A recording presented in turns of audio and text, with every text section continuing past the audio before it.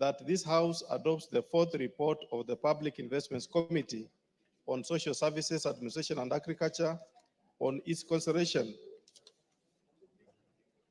of the report of the Auditor General on the financial statements of the following state corporations, laid on the table of the House on Thursday, 17th October 2024. 1.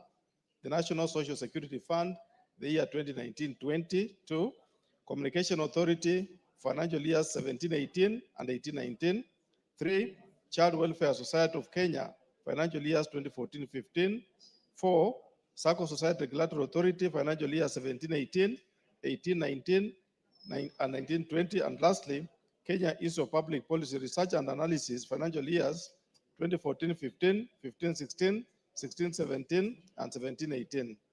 The second motion, Honorable Speaker, I beg to give notice of the following motion, that this House adopts the report of the Public Investments Committee on Social Services, Administration and Agriculture on its consideration of the performance audit report for the provision of services to persons with disabilities by the National Council for Persons with Disabilities, laid on the table of the House on Tuesday, 30th July, 2024. Thank you, Honorable Speaker. And the last motion, Honorable Speaker, I beg to give notice of the following motion, that this House adopts the third report of the Public Investments Committee on Social Services, Administration and Agriculture on the consideration of the report of the Auditor General on the financial statements of the following state corporations, laid on the table of the House on Tuesday, 30 July, 2024. 1. Kenyatta National Hospital, the year 2018-19 and 19-20. Kenya Medical Supplies Authority, the years 2017-18 and 18-19. Kenya Veterinary Board, financial years 2018-19, 19-20, and 2020-21. National Authority for Campaigns Against Alcohol and Drug Abuse, financial years 17-18, 18-19, 19-20, and 2020-21. And lastly, Kenya Broadcasting Corporation, financial years 2001, 2001, 0102, 0304, 0305, 0304, 0405, 0506, 0607, 0708, 0809, 0910, 2010, 11, 011, 2012, and lastly, Honorable Speaker, 2012, 2013. Thank you, Honorable Speaker.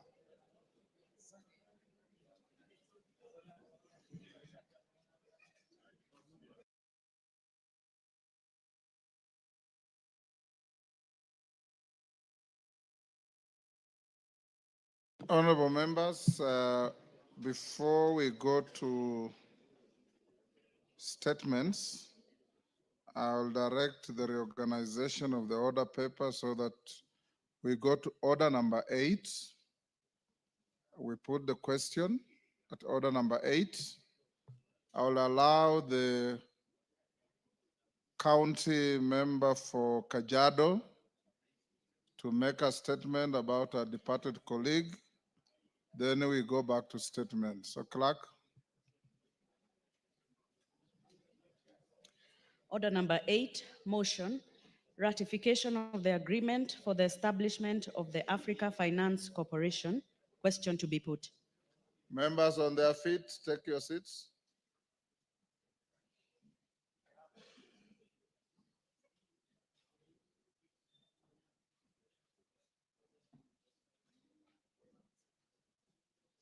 Member for Garissa, take your seat.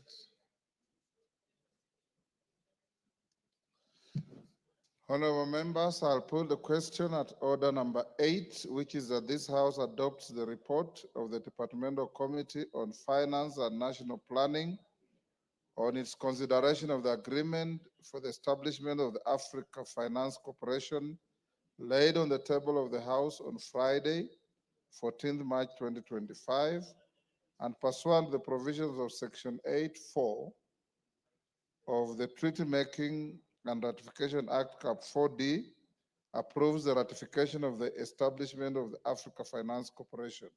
As members of that opinion say aye. Aye.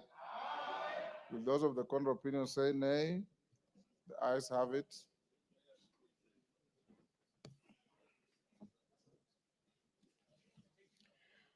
Order number 7, questions and statements. We'll start with Sangaire.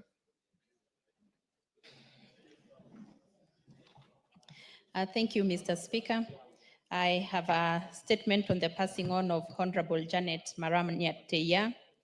Honorable Speaker, pursuant to the provisions of Standing Order 259D2, I rise to pay tribute to the former Kajiado County Women Representative, the late Honorable Janet Maranya Teya. Honorable Speaker, the late Honorable Janet Teya passed on Monday, 7th April 2025.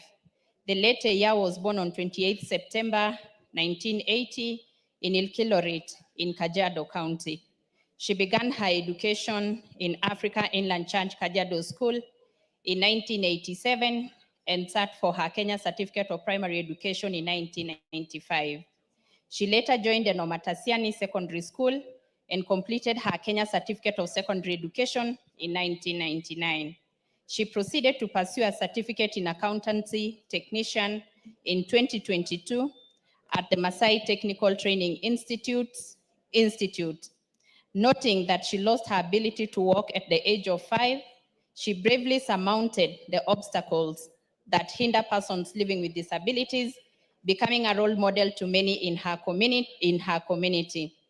The late Honorable Teya built on her success by working up on uplifting the status of women and people with disabilities upon graduation. Honorable Speaker, the late Honorable Janet Teya joined politics upon nomination by the National Alliance Party, TNA, to represent the interest of those with disabilities in the House during the 11th Parliament. She bet all odds and she was elected as the women representative for Kajiado County in 2017. During her tenure in the 12th Parliament, she dedicatedly served in the Departmental Committee on Labor and the Committee on Regional Integration. The late Honorable Teya brimmed the epitome of resilience and advocated for persons with disabilities in the county and specifically in Kajiado County. After exiting politics, the late Honorable Teya joined the National Government Constituency Development Fund as a board manager, where she served until her untimely death. Honorable Speaker, on behalf of Kajiado County and the women leadership of this House, I extend our deepest condolences to the family of the late Honorable Janet Teya, the people of Kajiado County, and the nation at large. I pray that the soul of our departed colleague rests in eternal peace. I thank you, Honorable Speaker. Thank you, Honorable Sangaire. Musa Sirma. Give Musa Sirma the mic. Mr. Speaker, I join the Honorable member for Kajiado in condoling of the passing of Janet Teya, who was a member of the National Constituency Development Fund Board. Mr. Speaker, Janet Teya appeared before our committee to vet her during our appointment by the Minister of Finance. Mr. Speaker, Teya was a very hardworking lady who did all what she could do to make sure that she attended all meetings and functions of the National Government Constituency Development Fund Board. We've met in several meetings, and she has been she had a lot of passion in serving that committee, Mr. Speaker. Therefore, on behalf of my committee, I wish to pass our sincere condolence to the family of Janet Teya. Thank you, Mr. Speaker. Dorothy. Thank you, Honorable Speaker. Honorable Speaker, I too would wish to join my chair, Honorable Leah, and the entire county of Kajiado for the loss of this great lady. Mr. Speaker, it is important to note that this is a lady who deferred all horns to do what she could do despite the condition that she lived with. This is a great encouragement to show that disability is not inability, Honorable Speaker. And I want to say, Paul Sana to the family, and may God give them solace during this very difficult time as they mourn their loved ones. Thank you, Honorable Speaker. Bukose, Honorable Speaker. a minute each, because I can say a few. Honorable Speaker, I want to join my colleagues in mourning the passing away of Honorable Teya. Teya was nominated as a member of parliament in the 11th parliament, and in the 12th parliament, she was elected as the women member of parliament for Kajiado. Very hardworking, humble lady. She used to sit at the back there. And Honorable Speaker, may her soul rest in eternal peace. Donya. Thank you, Mr. Speaker. From Kisii County, I also rise to send my message of condolence to Kajiado County. In most cases, Mr. Speaker, when people do the introductions and one says, this is my third term as a nominated, it doesn't sync well with our ears. Because if you go through the history of Honorable Janet, she was only nominated once, and then the second time, she decided to fight for an elective seat. That's good news from what we are reading, and we tell the entire Kajiado County through a representation of Honorable Leah that may God be with the family and the entire county of Kajiado. Thank you. Milemba. Well, thank you, Honorable Speaker. On behalf of myself and the people of Muhaya and the Labour Committee of the 12th Parliament, I want to actually convey my condolences to the family of the Honorable Teya. Teya and I and others, Koyode, worked in the Labour Committee for 5 years during the 12th Parliament. And she was so determined, she attended all meetings, despite the challenges she had as a person living with disability. She still attended all the meetings, whether it was in Mombasa or all over the country. I want to pray that God gives the family strength to go through this business as we send her off. Thank you, Honorable Speaker. Naomi. Thank you, Honorable Speaker, for allowing me to also contribute to this as I send my condolences to the entire Kajiado County, the leadership and the family on my own behalf and on behalf of Marsabit County and my family. Honorable Speaker, I interacted with the late Janet Marania in the 12th Parliament. She was so passionate, and especially on matters to do with the people living with disability and the minority. And it is my prayer that the family will be comforted and that her soul rests in peace. Thank you. Correre. Thank you, Speaker. I also take this opportunity to condole with the people of Kajiado. Indeed, Teya was a true description of a strength of a woman. Despite her being able differently, Speaker, we were nominated the same time in 2013, and we served for 5 years. And in 2017, she ran in Kajiado and was elected.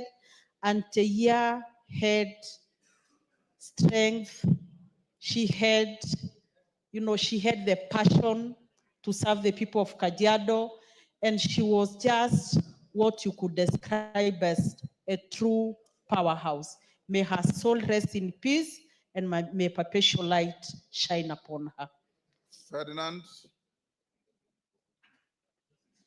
Thank you, Mr. Speaker, for giving me the chance to say Pole to the Kajiado people because Janet, we were together with her on 12th and the 13th and 14th and the 12th Parliament. And she was a very active member of this house. I just take this opportunity on my own behalf on the people of Kwanza and Trans Nzoia County to say Paul to the family and may her soul rest in peace. Thank you. Thank you, Mr. Speaker. Mr. Speaker, Janet was a very strong, resilient, and pragmatic leader. Mr. Speaker, Janet was born to a pastoralist family. Mr. Speaker, you understand with the challenges that she faced going to school at that particular time, and later on clearly providing leadership. It's a clear demonstration that disability is not inability. I want to join her family and say Pole, and I hope many ladies from the pastoralist community, led by the chair of the parliamentary women caucus, will clearly emulate what Janet has done and ensure that many of our girls go to school and demonstrate this hidden leadership, God-given leadership. May her soul rest in peace. Member for Embu County.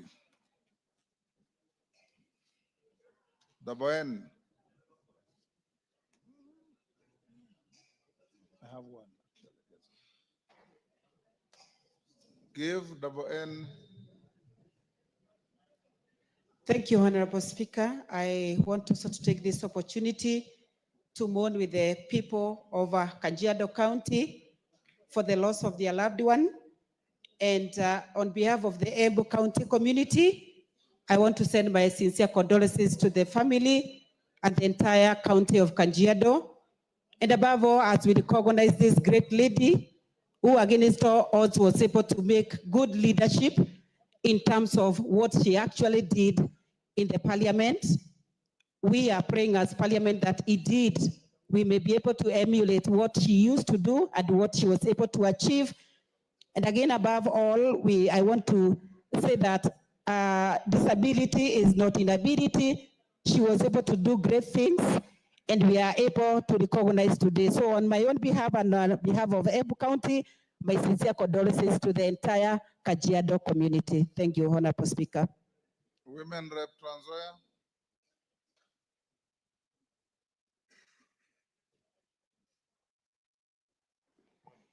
Thank you, Mr. Speaker, for also giving me this chance to eulogize with my colleagues and the family of Honorable Teya.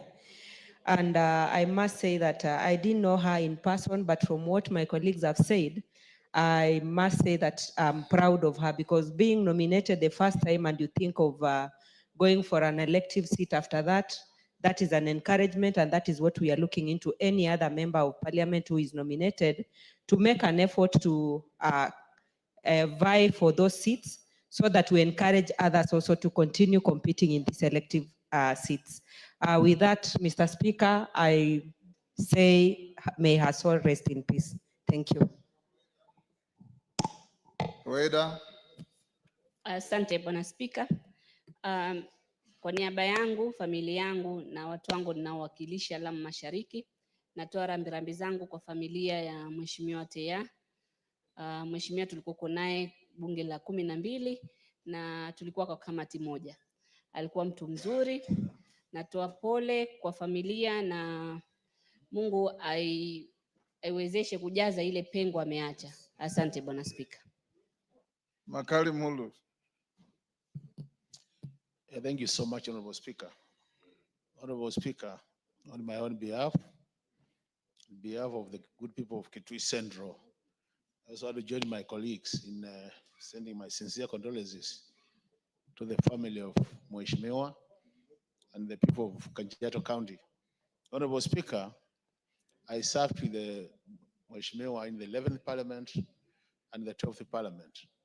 In the 11th Parliament as an nominated member of Parliament, and the 2nd Parliament as an elected member of Parliament. And Honorable Speaker, just as colleagues are saying, the commitment which was demonstrated by Mheshimiwa when she was a member here, Honorable Speaker, is not expected of somebody living with disability. But she went out of her way really to show that commitment and serve faithfully the people of Kajiado County. So, Honorable Speaker, I want to encourage those people who are living with disability, Honorable Speaker, to learn that disability is not inability, and they can actually do much more for this country. With those remarks, Honorable Speaker, may our soul rest in eternal peace. Amen. Thank you, honorable members. We'll end there. Honorable Teya, those who knew her like I did, was the true embodiment of the spirit of the strength of a woman. We campaigned with her, and even with her physical challenge, she was in every single political spot in Kajiado, campaigning with everybody else. Shall we be upstanding to give a minute silence?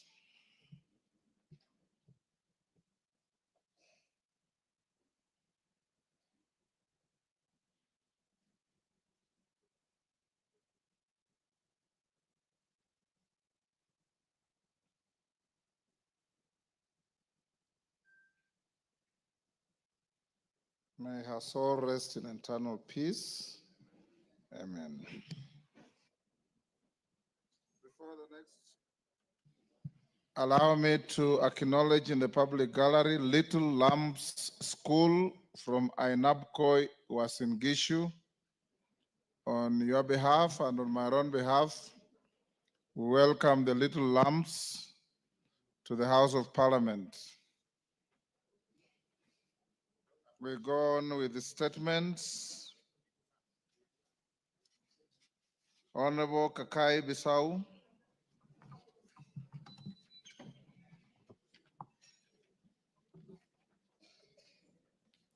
Honorable Speaker, pursuant to Standing Order 44.2C, I rise to seek for a statement from the Chairperson of Departmental Committee on Administration and Internal Security regarding the disappearance and subsequent death of Ms. Lydia Tokeshi Buhala. Honorable Speaker, on January 7, 2025, Mrs. Lydia Tokeshi Buhala of ID number 3461-3679 was reported missing in Nairobi, only for her body to be found dumped in Gataga Forest in Rongai. On 9 January 2025, a vehicle was discovered abandoned in Riruta with visible bloodstain and vomit inside, raising concerns on the circumstance of her disappearance and subsequent death. This necessitated a forensic analysis of the evidence found in the vehicle in relation to her disappearance and subsequent death. The matter was recorded at Riruta Police Station under OB number 34/07/1/2025. And an initial response made by officers from Kilimani and Kabete police stations. Honorable Speaker, Mrs. Buhala's family is concerned on the timelines and effectiveness of police actions in addressing this distressing case. Additionally, they are concerned by the reports from authorities that Mr. Joseph Philip Orwa, who was identified as a person of interest in connection with the disappearance and tragic death of their kin, has been missing from his Nairobi residence. This has raised questions on his whereabouts and whether law enforcement agencies have taken sufficient action to locate and arrest him to assist with the investigations. Honorable Speaker, it is against this background that I seek a statement from the Chairperson of Departmental Committee on Administration and Internal Security on the following. 1, the steps taken by the security agencies on the matter of the disappearance of Ms. Lydia Tokeshi Buhala on 7 January 2025, including actions taken by Kilimani and Kabete police stations to investigate the case. Second, the progress of investigation into the circumstances surrounding Mrs. Buhala's disappearance and abandonment of her vehicle in Riruta with blood stains and vomit inside, and whether forensic analysis was conducted on the scenes. Thirdly, a report on the whereabouts of Mr. Joseph Philip Orua, a person of interest identified by the family of Mrs. Bukhala as a key suspect in the matter, and findings of the police on his connection with the disappearance and subsequent death of Mrs. Bukhala. And lastly, Mr. Speaker, measures in place to support families of missing persons during investigations, including coordination between different police stations and the role of forensic technology in identifying and tracking movements of potential suspects. I thank you, Honorable Speaker. Administration and Internal Security. Kangara, you are holding briefs for your chairman. Yes, Mr. Speaker. Bring a response in 2 weeks. 2 weeks time, yeah. Thank you. Okay. Member for Funyula, Ojambo Oundo, Doctor. Thank you, Honorable Speaker. Honorable Speaker, pursuant to the provision of Standing Order 442C, I rise to request for a statement from the chairperson, the Departmental Committee on Energy, regarding the operations of Kudura Power East Africa in Western Kenya.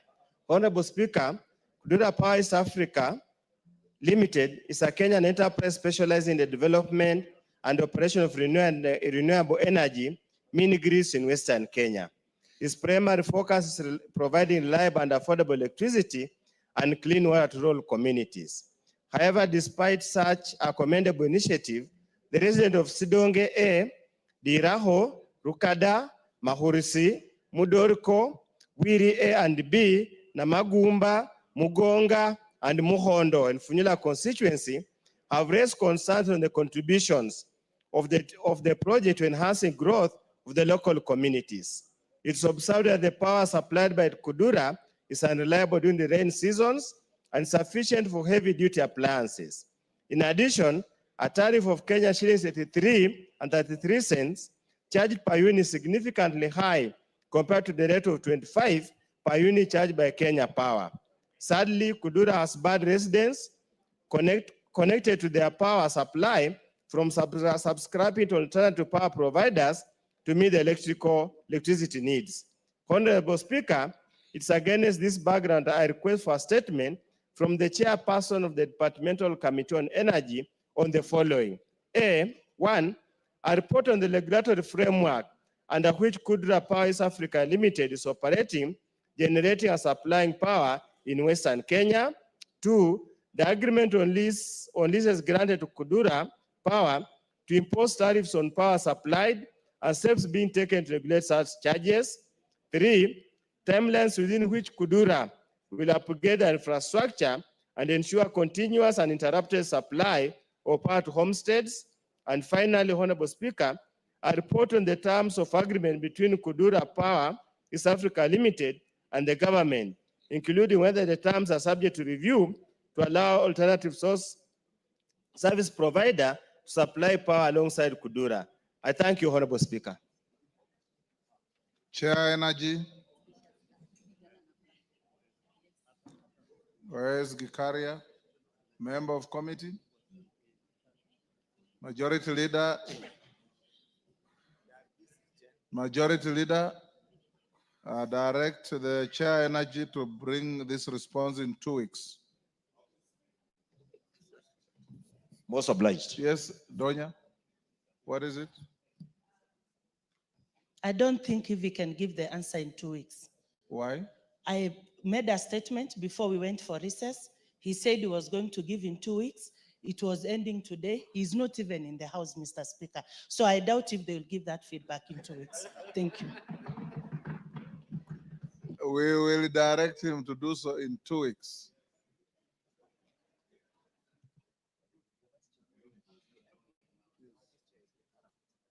Is the Vice Chair of Energy here, I'm told? Yes. Aramat. Yes, Mr. Speaker. You can hear those aspersions against your committee Yes, I will. of your inability to bring a statement in accordance with your promise to the House. Yes, Mr. Speaker, we will. Bring a response to Honorable Donya's request on Thursday, and this one in 2 weeks. No problem, Mr. Speaker. Next, Kakuta Maimai, member Kajiado East.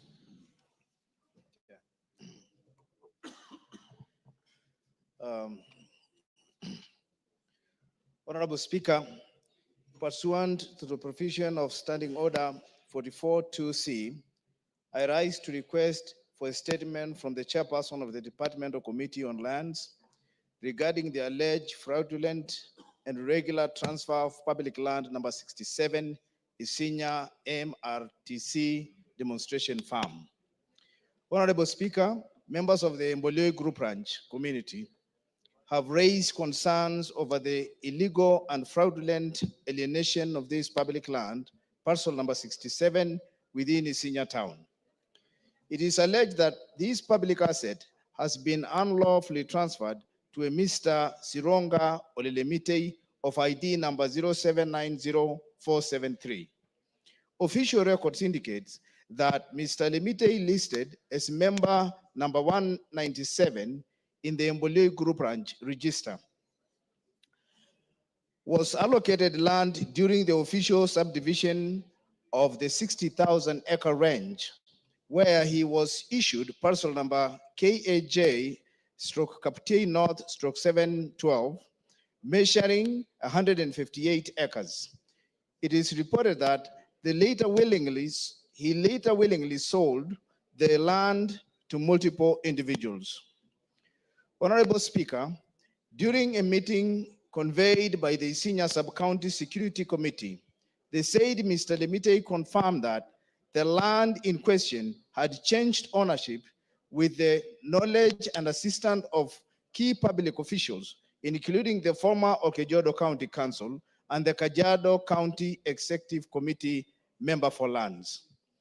This raises serious concerns about potential abuse of office and collusion in the illegal misappropriation of community land, calling for justice and protection of the ancestral land for members of the Mboloi Group Ranch. Honorable Speaker, it is against this background that I request for a statement from the chairperson of the Departmental Committee on Lands on the following. 1, a report on the steps that the Ministry of Lands is taking to investigate the fraudulent transfer of parcel number 67 in Kajiado County, Isinya MRTC Demonstration Farm. 2, measures being put in place by the Ministry of Lands to reverse the illegal transaction and restore the land to its rightful public status. And 3, actions being taken to bring to account public officers involved in facilitating illegal transfer of public land to prevent similar cases. I thank you, Honorable Speaker. Yes, Chair Lands. Lands Nyamoko. Any member of that committee? Lands Majority Leader. Inform them to bring a response in 2 weeks. In 2 weeks. Yes. It is hard if this land in Isinya can be transferred fraudulently, Honorable Speaker. I'll ask the chair or the vice chair to bring it in exactly 2 weeks. Thank you. Response to a statement requested by Joseph Munyoro, MP Kigumo. Kahangara, you said you are holding brief for your chairman. Yes, so Mr. go Speaker. ahead and respond. Thank you, Mr. Speaker. I wish to respond to a statement regarding the disappearance of persons.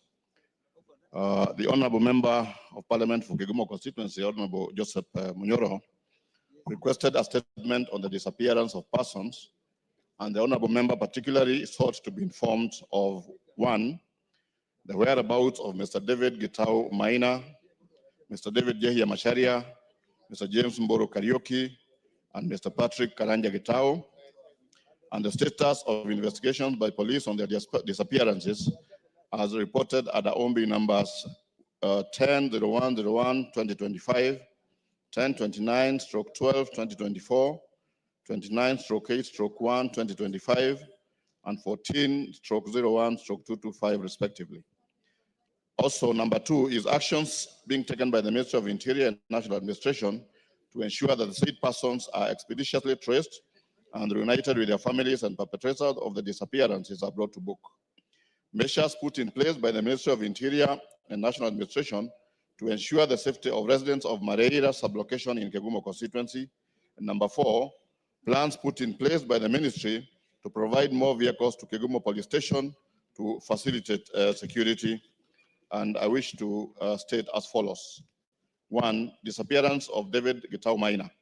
Honorable Chair, Speaker, on 1st January 2025, Stephen Maina Gitau reported the disappearance of his father, David Gitau Maina, at Kegumo police station under OB number 10/01/01225. The report was officially circulated via Signal, Stapo, Kegumo reference KPS, KGM, KGMS, S&C 3/81, dated 2nd of January 2025.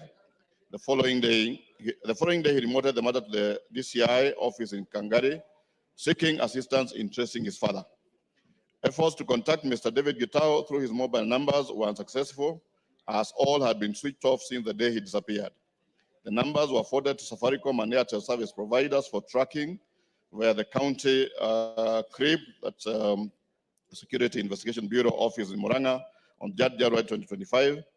While Airtel's report yielded minimal leads, Safaricom's report indicated that Gitau's phone for that matter had been inactive since the 29th of December 2024. DCI officers from Kangare, alongside the complainant, visited Mareira Shopping Center, where Gitau resided. His house was found locked from the outside. Inquiries with residents, including business owners at Mareira and Gakira shopping centers, confirmed that he was last seen on 27 December 2024. On the 18th of February 2025, officers from DCI Kegumo, led by IP Inspector Kadurima, arrested one Brian Mwangi in Kirinyaga County after forensic analysis linked his Safaricom line 0705-331-598 to David Gitau's phone through IMI 3535-41094-001100. He was arraigned in court on 20th February 25 as a prime suspect in the missing of David Gitau and remains in custody. Notably, Gitau's motorcycle was not circulated in police records as the family failed to provide its registration number.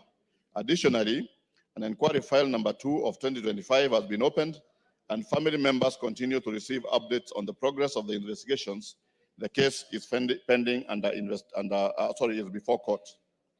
Number 2, on the disappearance of Daniel Njehia Macharia, Honorable Speaker, on the 29th of December 2024, Jane Nyambura, accompanied by a relative, Julius Jogona, reported the disappearance of her husband, Daniel Njehia Macharia, at Kegumo Police Station through OB number 10/29/12/224. They stated that he had left home for work on the 27th of December 2024 and had not returned. The report was circulated via Stapo Kegumo, reference number KPS KGM KGMS S85C/3/80, dated 1st December 2024, and later lodged with DCI Kangare. Investigations revealed that his mobile numbers had been switched off.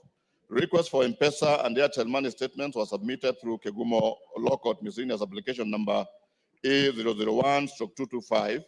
Safaricom's report showed his last M-Pesa transaction was on 25th December 2024, while no transaction had been reported on his Airtel line.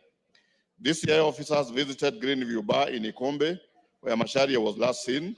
Statement from bar attendant confirmed his presence on 27th of December 2024, consistent with the family's report on when he went missing. Statements from family members have been recorded, and an inquiry file number 003/225 has been opened with updates provided to relatives accordingly. The case is pending under investigation. On the disappearance of James Mboro Karaoke, Honorable Speaker, on the end of January 2025, Ditex Ngure and John Kehara, residents of Irima Village, reported the disappearance of their brother James Mboro Karaoke at Kangari Police Station through OB number 29/8/01/2025. He was last seen at home on the evening of 1st January 2025. The case was circulated via Stapo Kangari reference KPS/KGM KGR S&C 7/2225, dated 11th January 2025, and escalated to DCI Kangari. His mobile numbers had been switched off, prompting an official tracking request through Safaricom service provider. The report indicated that his primary line was switched off on the 26th of January 2025, while the second was deactivated on 1st February 2025. A search mission in Kamukabi area, led by Murang'a County CRIB officers, yielded no conclusive findings. Statements from family members have been recorded. Inquiry file number 4225 has been opened as investigations continue. The case is pending under investigation.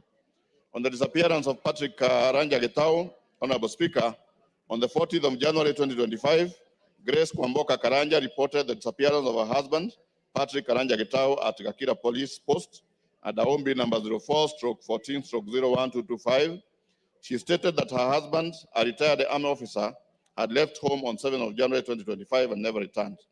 This case was formally circulated via Stapo Kegumo, reference KPS/KGM/KGMS/S85C/3/80, dated 15 January 2025, and was later reported to DCI Kangari. His 3 mobile numbers were all switched off. Forensic tracking requests were submitted to Safaricom and Airtel, with reports confirming that 2 of his numbers were last active on the 6th of January 2025. On the 29th of January 2025, DCI officers led by Kangari Sub-County Criminal Investigation Officer visited Patrick's home and conducted a thorough search, but no significant findings emerged. Statements from family members have been recorded, and an inquiry file number 5 of 2025 opened. The case is still pending under investigation. On actions being taken by the Minister of Interior and National Administration to ensure that the said persons are expeditiously traced and united with their families, and perpetrators of their disappearances are brought to book. Honorable Speaker, investigations into all 4 missing person cases are ongoing, with efforts focused on forensic analysis, witness statements, and other leads. Arrests have already been made in the connection with David Gitao minor's disappearance, while the other cases remain under active inquiry. The police remain committed to resolving these matters and providing regular updates to the concerned families. On measures put in place by the Ministry of Interior and National Administration to ensure the safety of residents of Mareira sublocation in Kigumo constituency, Honorable Speaker, the government has employed the following measures to enhance security across the country. One is increased police patrol and presence, strengthening both foot and mobile patrols to prevent crime, or enforcing police visibility in key areas such as residential neighborhoods, marketplaces, and transport hubs. Number 2, establishment of anti-abduction squad. A dedicated response team has been formed, which will be domiciled at DCI headquarters to swiftly handle reported abduction cases. On expedited investigation, the police will swiftly handle all reported cases, ensuring prompt arraignment in court of law of those found culpable to deter future criminal activities. On enhanced crime reporting channels, the public is encouraged to anonymously share crucial intelligence through the Fichua Kwa DCI toll-free hotline 0800-722-203, ensuring confidentiality in reporting of crimes and the safety of whistleblowers. On revitalizing community policing initiatives, reactivating inactive community policing committees to improve collaboration between police and the community, fostering information sharing and area identification of security threats. Plans put in place by the ministry to provide more vehicles to Kegumo Police Station to facilitate security. Honorable Speaker, the government is procuring more vehicles to ensure or to enhance operational efficiency, effectiveness, and mobility within Kegumo Sub-County. And the planned allocations are as follows. I hope the member is listening. Sub-County headquarters will be allocated 1 motor vehicle, Kegumo Police Station 1 motor vehicle, Kangari Police Station 1 motor vehicle, Ngonda Police Station 1 motor vehicle, and Gidembe Police Station 1 motor vehicle. Thank you, Mr. Speaker. Member for Kigumo is in the house. Yes, Munyoro. Thank you, Honorable Speaker. I thank you for the response. But I think one of the strangest things about these cases is that they've happened, all of them in one sublocation. And if you look at the answers given by the committee, they're only talking about pending investigations. In the case of David Gitau, he said that they've arrested someone who had his phone through a copy of the IME number. And I think it would have helped us to know what he's been charged with, whether he's confessed to either being part of the people that has caused the disappearance of Gitau, and whether he has any connection with the other disappearances. Honorable Speaker, they've talked about increased patrols in the region, and I would have liked to hear about the frequency, whether they've increased the number of police officers. We are told about forensics. It's unfortunate that in the case of James Buru Kariuki, his disappearance was reported on the 8th of January, and the report from Safaricom says that his phones were switched off on the 26th of January, which means it's 18 days later. So there is a lot of information that is not there, and I would like to get some clarity from the committee. Lastly, on the motor vehicles, I think we've gotten promises many, many times. I would like to know timelines, because buying motor vehicles is about budgeting and making sure that this is done. So kindly, could the committee tell us when we'll be able to get our motor vehicles? And I'm happy that they've said they'll give us 5 vehicles for patrols. I thank you, Honorable Speaker.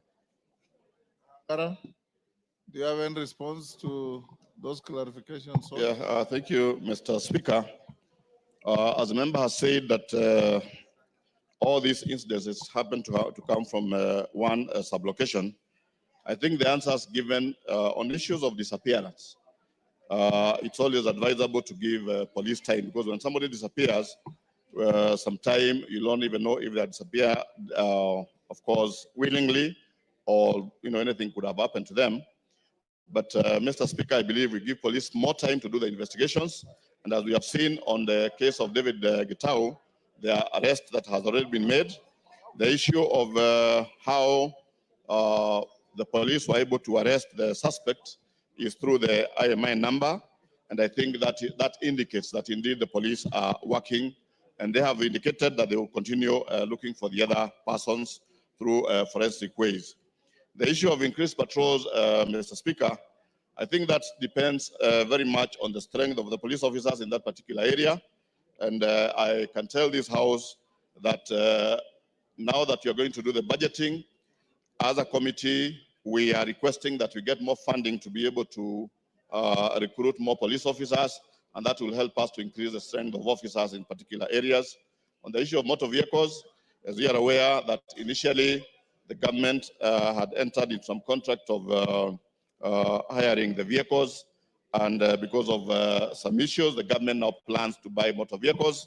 And I can assure you, the member, that this problem of motor vehicles is across the country, and as promised through the Minister for Interior, you'll be able to get the vehicles that are promised for your particular area. Thank you, Mr. Speaker. Next order. Hold on. Yes, Bowen.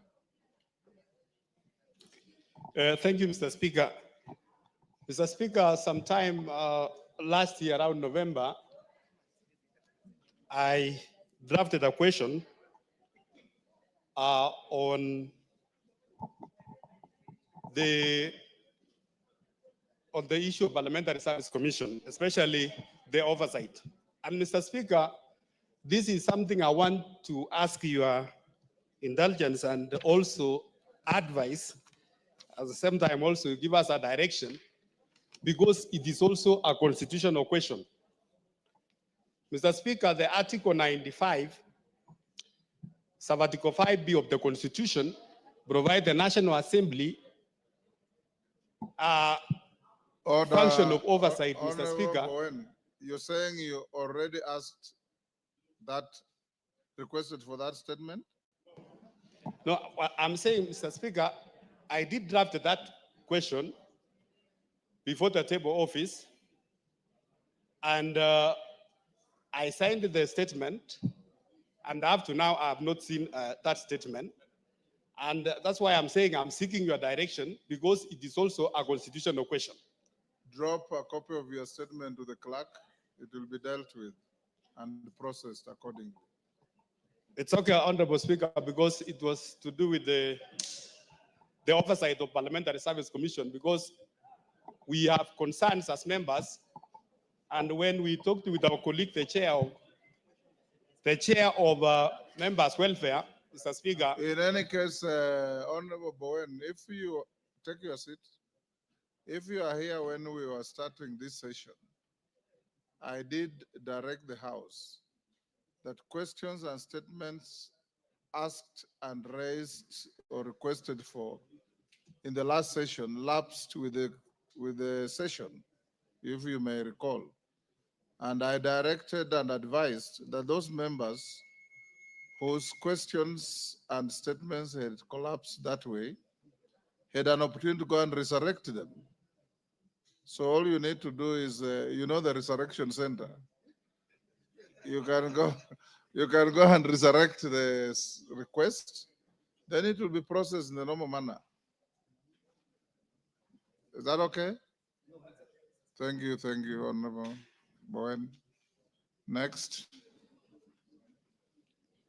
Order number 9, the Pyrethrum Repeal Bill, National Assembly Bill number 40 of 2024, first reading.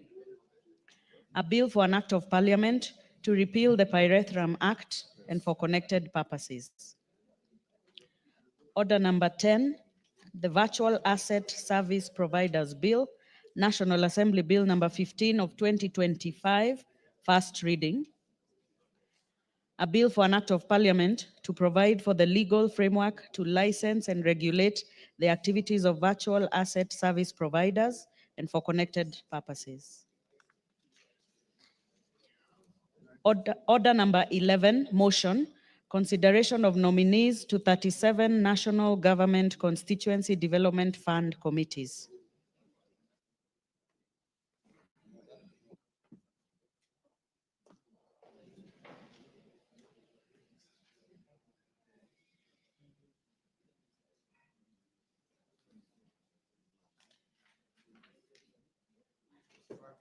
Order number 11. Musa Sirma.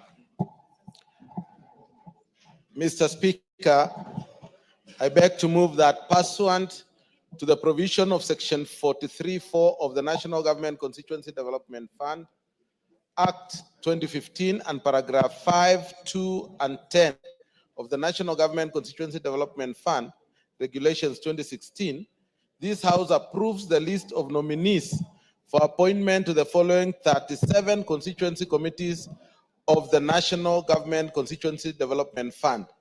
Mr. Speaker, I beg to, the names are appended in the order paper from number 1 to 37, starting from Bomet Central Constituency to Yatta Constituency as the 37th. Mr. Speaker, the names of the various committees within in the constituencies so far received, we have now a balance of 74, which are with the board, which they will be able to finish within the next few days. But 16 constituencies have not submitted at all. I want to urge those constituencies to expedite the process and deliver those proposals they want to be approved by the House so that we can be able to bring them and gazette them together.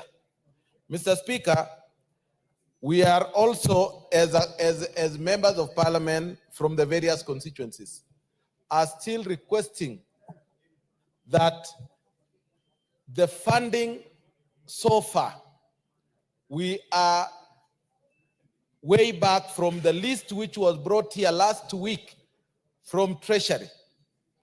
We are late by 3 months, which translates to 21 billion. Mr. Speaker, we want the Minister for Finance to take keen interest in the development of the various schools and the developments which have been earmarked for development. We are almost closing the financial year, and here we do not have money. So, Mr. Speaker, as I close to say that we approve the names.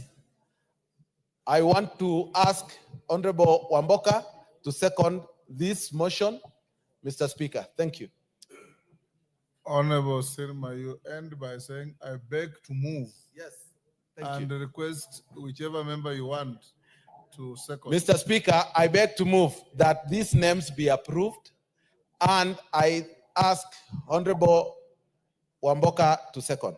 Thank you. Better. Thank you, Honorable Speaker.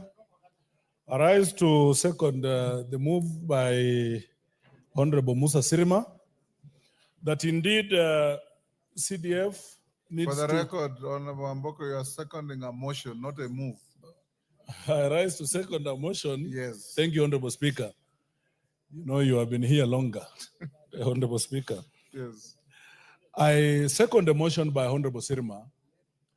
We need to operationalize our CDF offices by ensuring that we have the legally certified people in these offices, Honorable Speaker.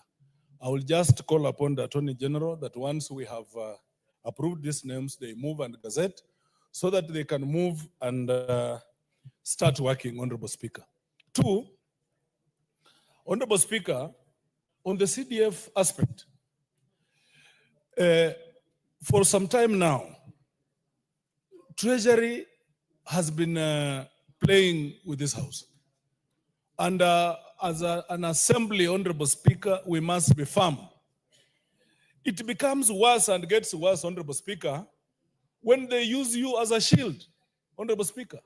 That every other time when members are aggressive, they want them to deliver on their timelines, Honorable Speaker, they come and in a way plead with you to come and talk to us, which, Honorable Speaker, we accept. But they don't live by the part of bargain, Honorable Speaker. As we speak, most students in our universities are starting exams this week, Honorable Speaker. We do not have money for bursaries. It is a crisis, Honorable Speaker. Treasury is not responding.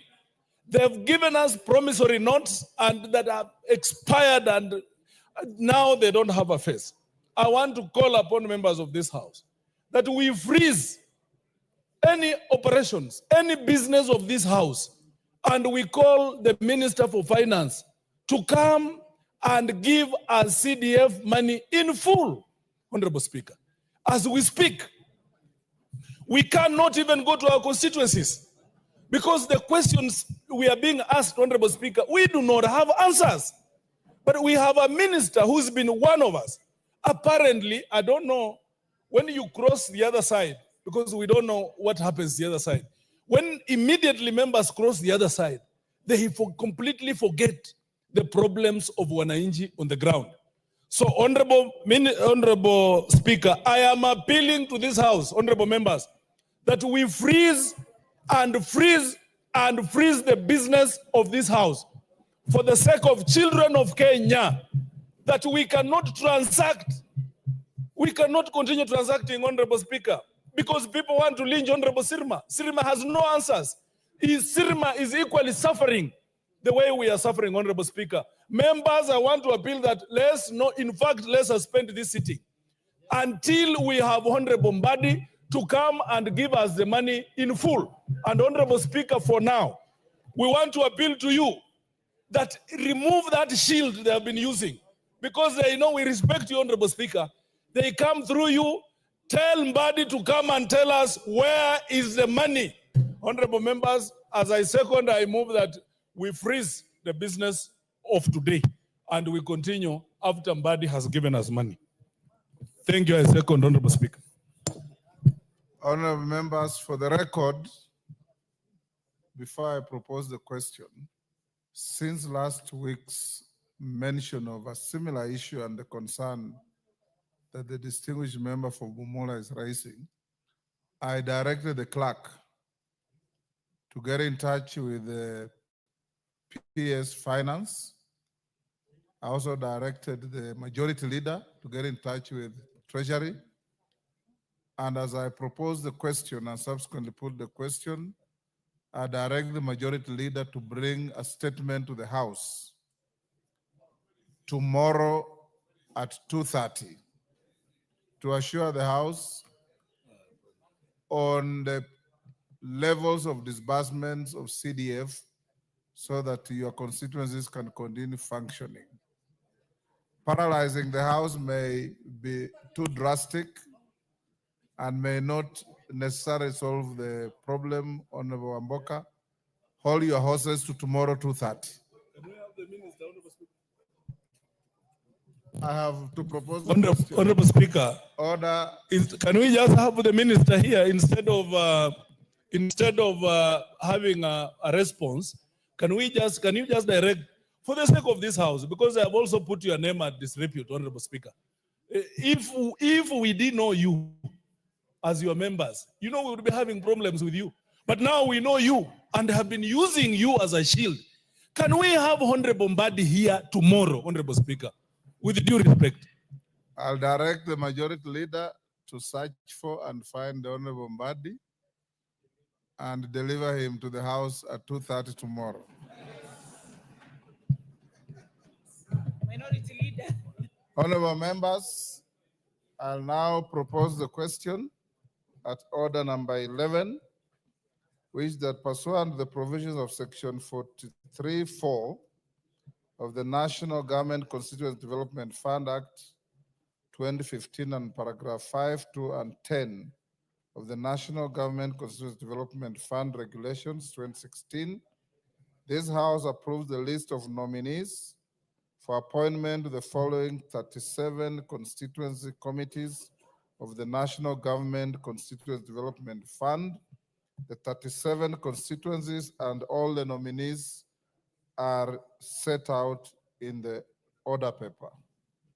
I put the question, and I put the question at order number 11, which is that pursuant to the provisions of section 43(4) of the National Government Constituency Development Fund Act 2015 and paragraphs 5, 2, and 10 of the National Government Constituencies Development Fund Regulations 2016, this House approves the list of nominees for appointment to the following 37 constituency committees of the National Constituency Development Fund as set out in the order paper for both the constituencies and the nominees. As members of that opinion say aye. Will those of the contrary opinion say nay? The ayes have it.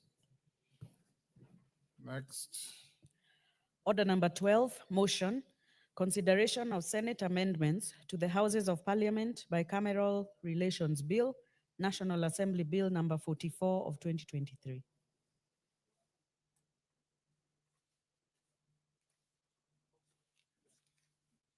Honorable members, as we go to order number 12, once we dispose of order number 12, the manner in which you dispose of order number 12 will determine the fate of order number 13. Then we have order number 14, which I'm told is a very short order. After that, I'll direct that we reorganize the order paper to move order number 17 to precede order number 15, and thereafter we shall move sequentially as listed on the order paper. Chepkonga.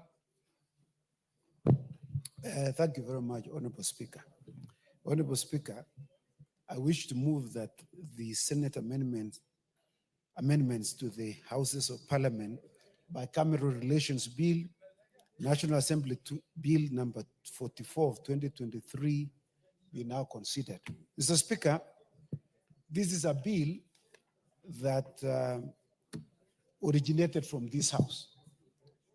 This is a bill that contains a raft of proposals, Mr. Speaker, to guide the bicameral relations between the two houses.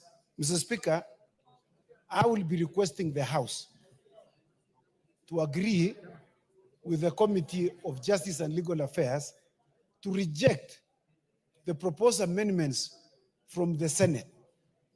Because those amendments, Mr. Speaker, water down the bill and seeks to amend the Constitution through the back door.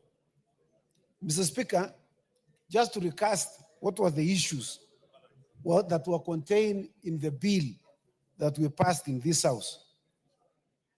Mr. Speaker, this bill was first published in 2023. And Mr. Speaker, the bill sought to amend, sought to give effect to Articles 109, 110, 113, 114, and 118 of the Constitution to foster the bicameral relations by prescribing procedures for ensuring seamless consideration of the legislative business of both houses of parliament. In particular, Mr. Speaker, the bill sought to outline a framework to implement Article 110 of the Constitution, which has been a basis of disputes between the two houses. As you know, Mr. Speaker, this particular article has been of serious and tremendous contention between the two houses as to the manner in which we should consider various bills in light of Article 110(3) of the Constitution.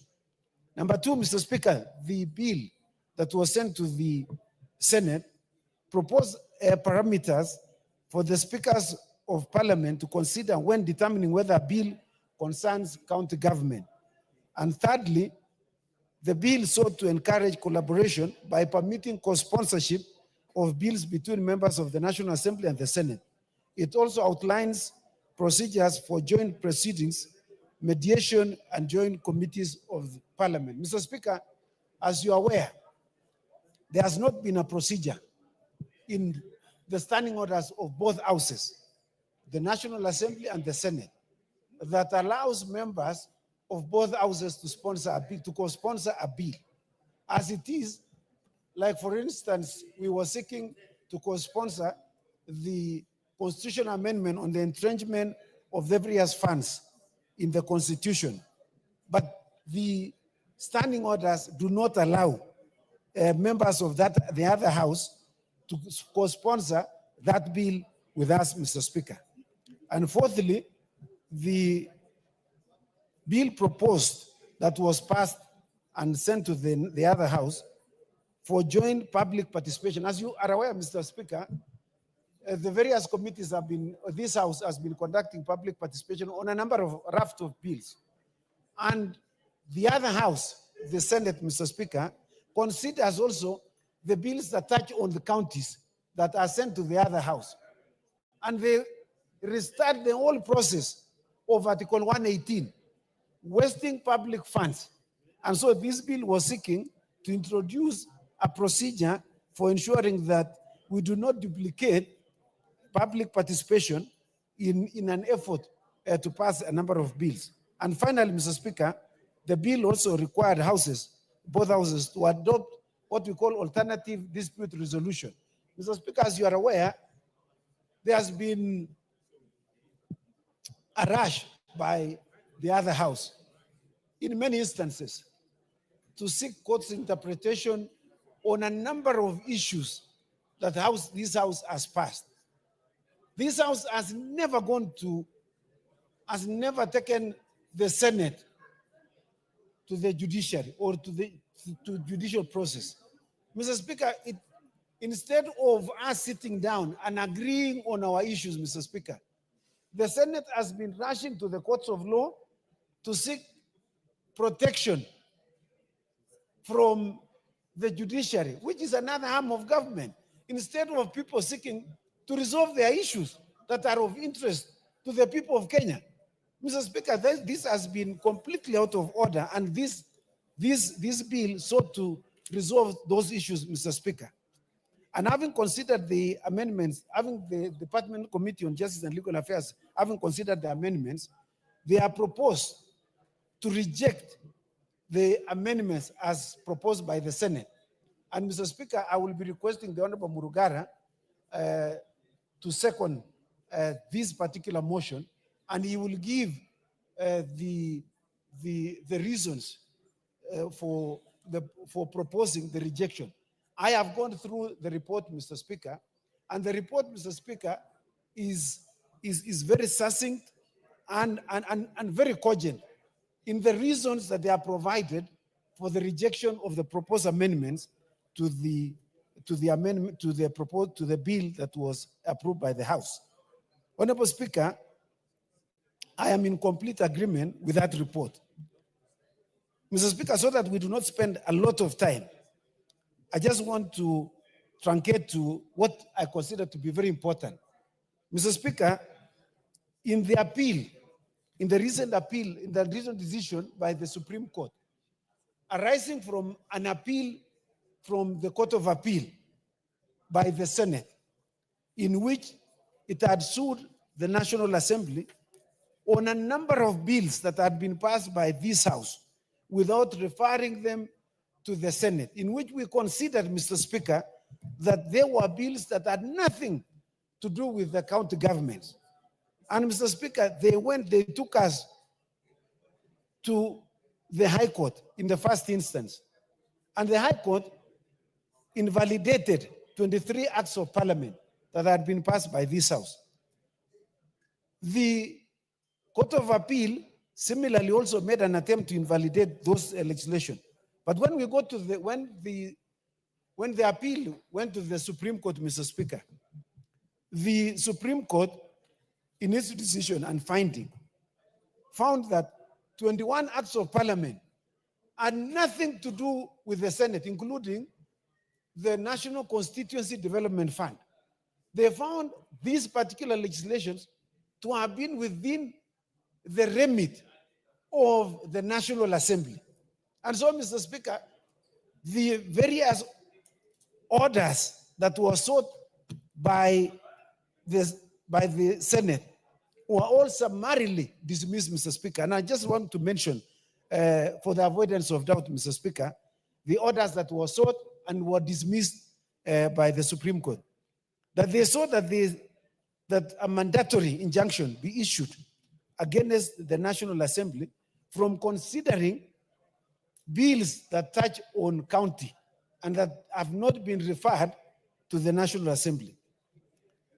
Number two, Mr. Speaker, they sought to invalidate 21 acts of parliament to be unconstitutional.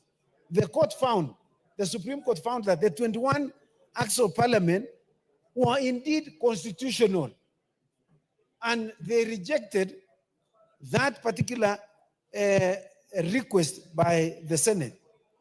The Senate, the Supreme Court also found that the Senate had no role in the origination, consideration, and enactment of money bills, Mr. Speaker, as per Article 110 of the Constitution.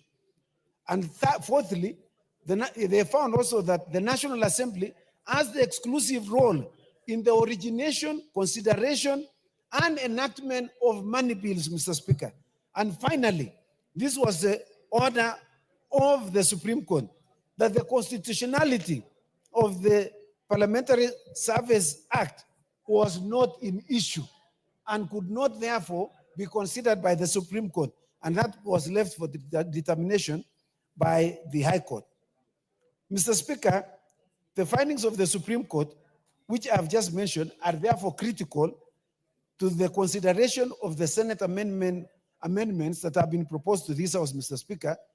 And those amendments, Mr. Speaker, ran afoul and completely in contravention of the finding and the decision of the Supreme Court, Mr. Speaker. I wish to laud the Supreme Court for the stoic decision and guidance that they have given in finality, Mr. Speaker, and setting the record straight in ensuring that there's a harmonious relationship between the two houses, Mr. Speaker. Mr. Speaker, I just want to mention this in closing.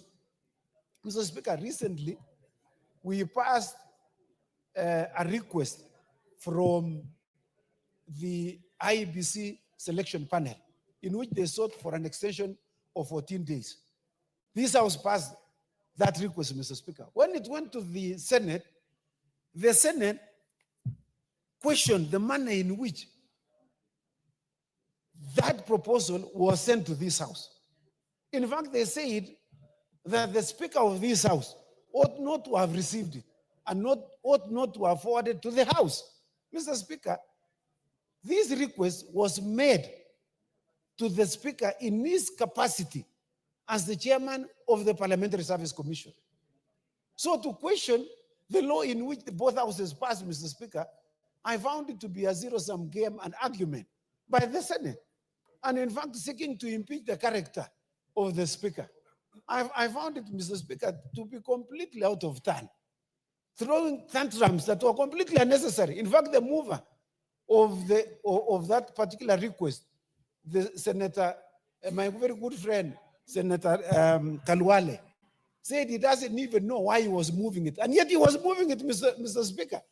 In fact, I thought a little bit, and I thought, is it a joke or something like that of the century? That someone is moving a request and he says he doesn't know why he's moving it. And they eventually passed it, Mr. Speaker. So, you know, some of these things that are completely contradictory, that this bill was seeking to bring to rest. And so, Mr. Speaker, I'd like to request this House that we completely agree with the proposals of the Committee of Justice and Legal Affairs to reject the amendments that have been proposed by the Senate, because it seeks to amend the Constitution through the back door. They are seeking to amend Article 109(3) of the Constitution. They are seeking to amend Article 114 of the Constitution. They are seeking to amend Article 110 of the Constitution that gives power to this House. Mr. Speaker, we were not proposing this bicameral relations bill so that the Senate proposes amendments that will water down the constitutional provisions without amending the Constitution. If they want to amend the Constitution, Mr. Speaker, let them bring them the proposed amendment to the Constitution, and they must comply with the requirements of amendments to the Constitution. With those remarks, Mr. Speaker, I beg to move and request the Honorable Murugara to second.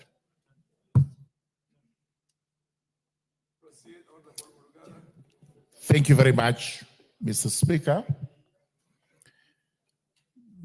Mr. Speaker, allow me to second this motion and advise the House that when the vote is called, we will be rejecting that motion, that the proposed amendments by the Senate should not be considered, such that those amendments will actually be lost and the motion will also be lost.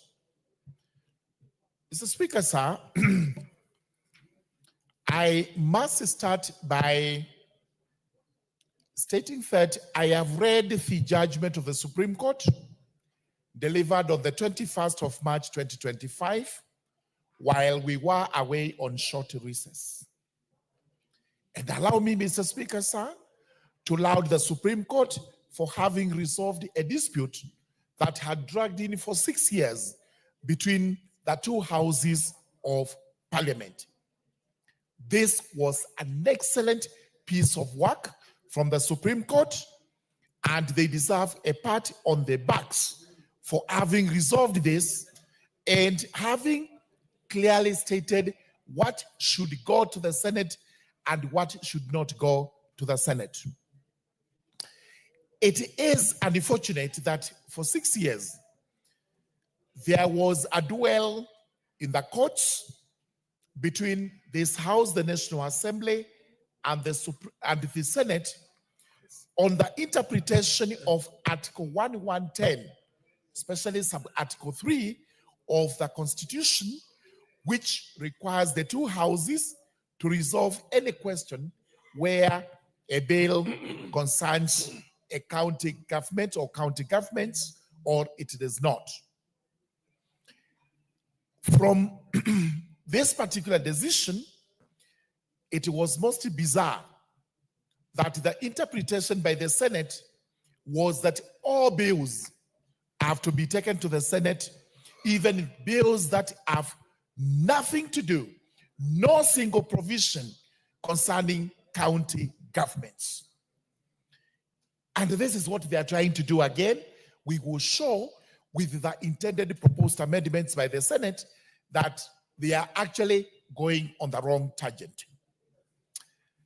This interpretation by the Senate was not only erroneous, but also ignored the existence of Article 109 of the Constitution, which provides that bills that do not concern county governments need not be considered by the Senate, but have to be considered by this House only. Therefore, this judgment is commendable in that it has settled that long dispute of 6 years and has clearly expressly provided what falls under Article 110, sub-article 3 of the Constitution, and that it's only bills that concern counties that possibly will have questions rising, which questions have to be determined by the two speakers. Article 96 of the Constitution clearly states what the mandate of the Senate is, which is to represent and protect the interests of the counties, and especially in the matters legislation, in the matters parliament. It is a legislative mandate of Senate, which is limited to only bills concerning county governments, and not all bills, as the Senate has tried to make us believe, and was trying to make the courts to believe, which was rejected by the courts. There are obvious bills which must be taken to the Senate, and especially and including money bills. And what we have in mind include division of revenue and county allocation of revenue bills. Those ones go without gainsaying to the Senate, and where a question arises, the two speakers have to resolve. Honorable Speaker, sir, Justice and Legal Affairs Committee has keenly scrutinized the amendments proposed by Senate, and having carefully looked at them, we call for a rejection of those particular proposals. The reason is that the Senate indirectly tries to perpetuate unconstitutional practice and the misconceived arguments which they actually made in court and which arguments were lost. When the drafters of the Constitution actually came up with what we have and which we passed in 2010, they had in mind a bicameral parliament that was to work seamlessly and was to be guided by distinct mandates of each house. This is why it took time to make provisions on what the National Assembly would do and what the Senate would do in turn. We also have the fourth schedule where it is clearly defined which house is supposed to do what, and the functions are clearly demarcated between the national government and the functions of the county governments. Therefore, I wonder why anyone would ignore these very well thought out constitutional provisions, and we had to waste 6 years out there in the courts, battling it out on what should go to the Senate and what should not go to the Senate. And having carefully read the judgment of the Supreme Court, having looked at their paragraph 95, which is in black and white, it now goes unquestioned where the concurrence process should be sought. And having looked at this, having looked at the proposed amendments, we are left with no option but to urge this House to reject those proposed amendments. We oppose this motion and let everything from the Senate fall by the wayside. We will go to a mediation after that, and we will demonstrate to the Senate what exactly the Constitution says, what exactly we painstakingly went through when we were coming up with the report on the Bicameral Relations Act or bill, which Honorable Chepkonga had actually taken pain to draft and urge it through this House to success. As I conclude,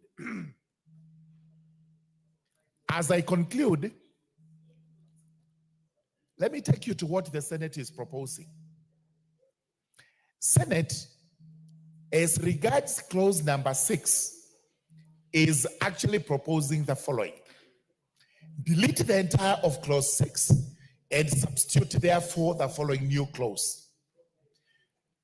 Clause 6:1.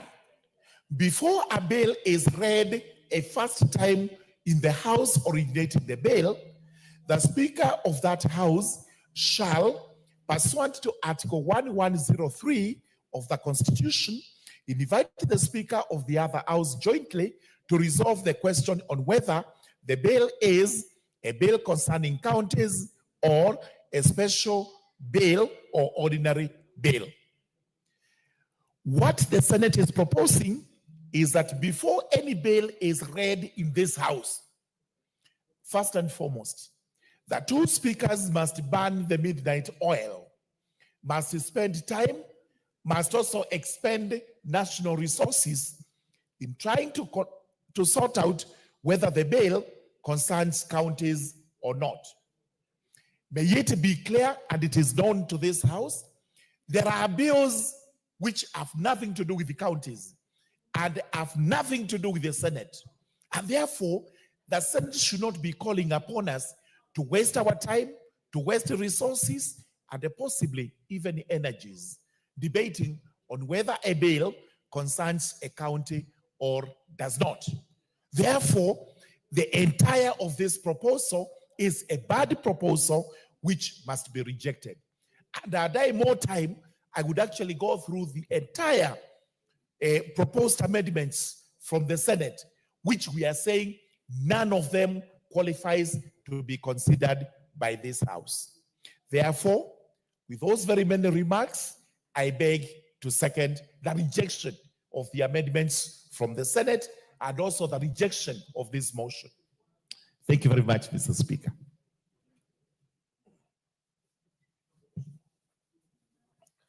Honorable members, I now propose the question that the Senate amendments to the Houses of Parliament Bicameral Relations Bill, National Assembly Bill number 44 of 2023, be now considered. Yes, Pokose. Thank you, Honorable Speaker. Honorable Speaker, I stand to support the position taken by the committee on the consideration of the Senate amendments to the House of Parliament Bicameral Relations Bill, National Assembly Bill number 44 of 2023. Honorable Speaker, I also want to make my contributions to the Supreme Court judgment. Honorable Speaker, apart from the determination of the issues of application of Article 110(3) of the Constitution and Article 114 of the Constitution on money bills, the Senate also sought the invalidation of 23 Acts of Parliament which had been enacted by this House as stated by the Honorable Jepkonga. The Acts of Parliament, Honorable Speaker, sought to be invalidated on grounds that they were enacted without the participation of the Senate, included several appropriation acts that had already expended money for provision of public services to the people of Kenya. Honorable Speaker, the Senate also sought to invalidate the National Youth Service Act and the Kenya Coast Guard Act and several statute law miscellaneous amendment acts for several years. Honorable Speaker, I give these examples to just illustrate how far the dispute of the legislative mandate of the Senate had gone to an extent of almost throwing this country to a crisis by seeking invalidation of key acts of parliament that touch on critical sectors of the country. Honorable Speaker, I'm therefore pleased to note that the Supreme Court judgment has averted a definite crisis by upholding the constitutionality of the 21 acts of parliament. Though, Honorable Speaker, this has taken 6 years, and I hope that going by this in future, the court should be able to move fast with speed, because justice delayed is justice denied. The Senate amendments, as supported by the chair of the Justice and Legal Affairs, Honorable Murmukaru, do not align to this guidance of the Supreme Court. considering that those amendments which are being made, where you have to seek the approval, the two speakers have to spend time to determine whether this is a bill concerning counties or not. Already the drafters of the bill will already indicate whether it's concerning counties or not. And therefore, spending time to decide as whether it is concerned the counties or not is a waste of time. And I think that is not the direction that we should be able to take. Honorable Speaker, wasting time and arguing between the Senate and the National Assembly eats into the expectations of many Kenyans, because the country is waiting for Parliament to be able to enact laws that will give service to the people. And therefore, any delay in arguing to determine whether this is a bill that should have originated from the Senate or the National Assembly denies the services to the people. With those few remarks, Honorable Speaker, I support the committee's position and oppose any of the amendments by the Senate. Thank you. The Majority Leader, followed by the Honorable David Ocheng. Thank you, Honorable Speaker. Honorable Speaker, I also rise to support the committee's position on consideration of this business, Honorable Speaker. Honorable Speaker, as the mover, Honorable Chepkonga, has said in his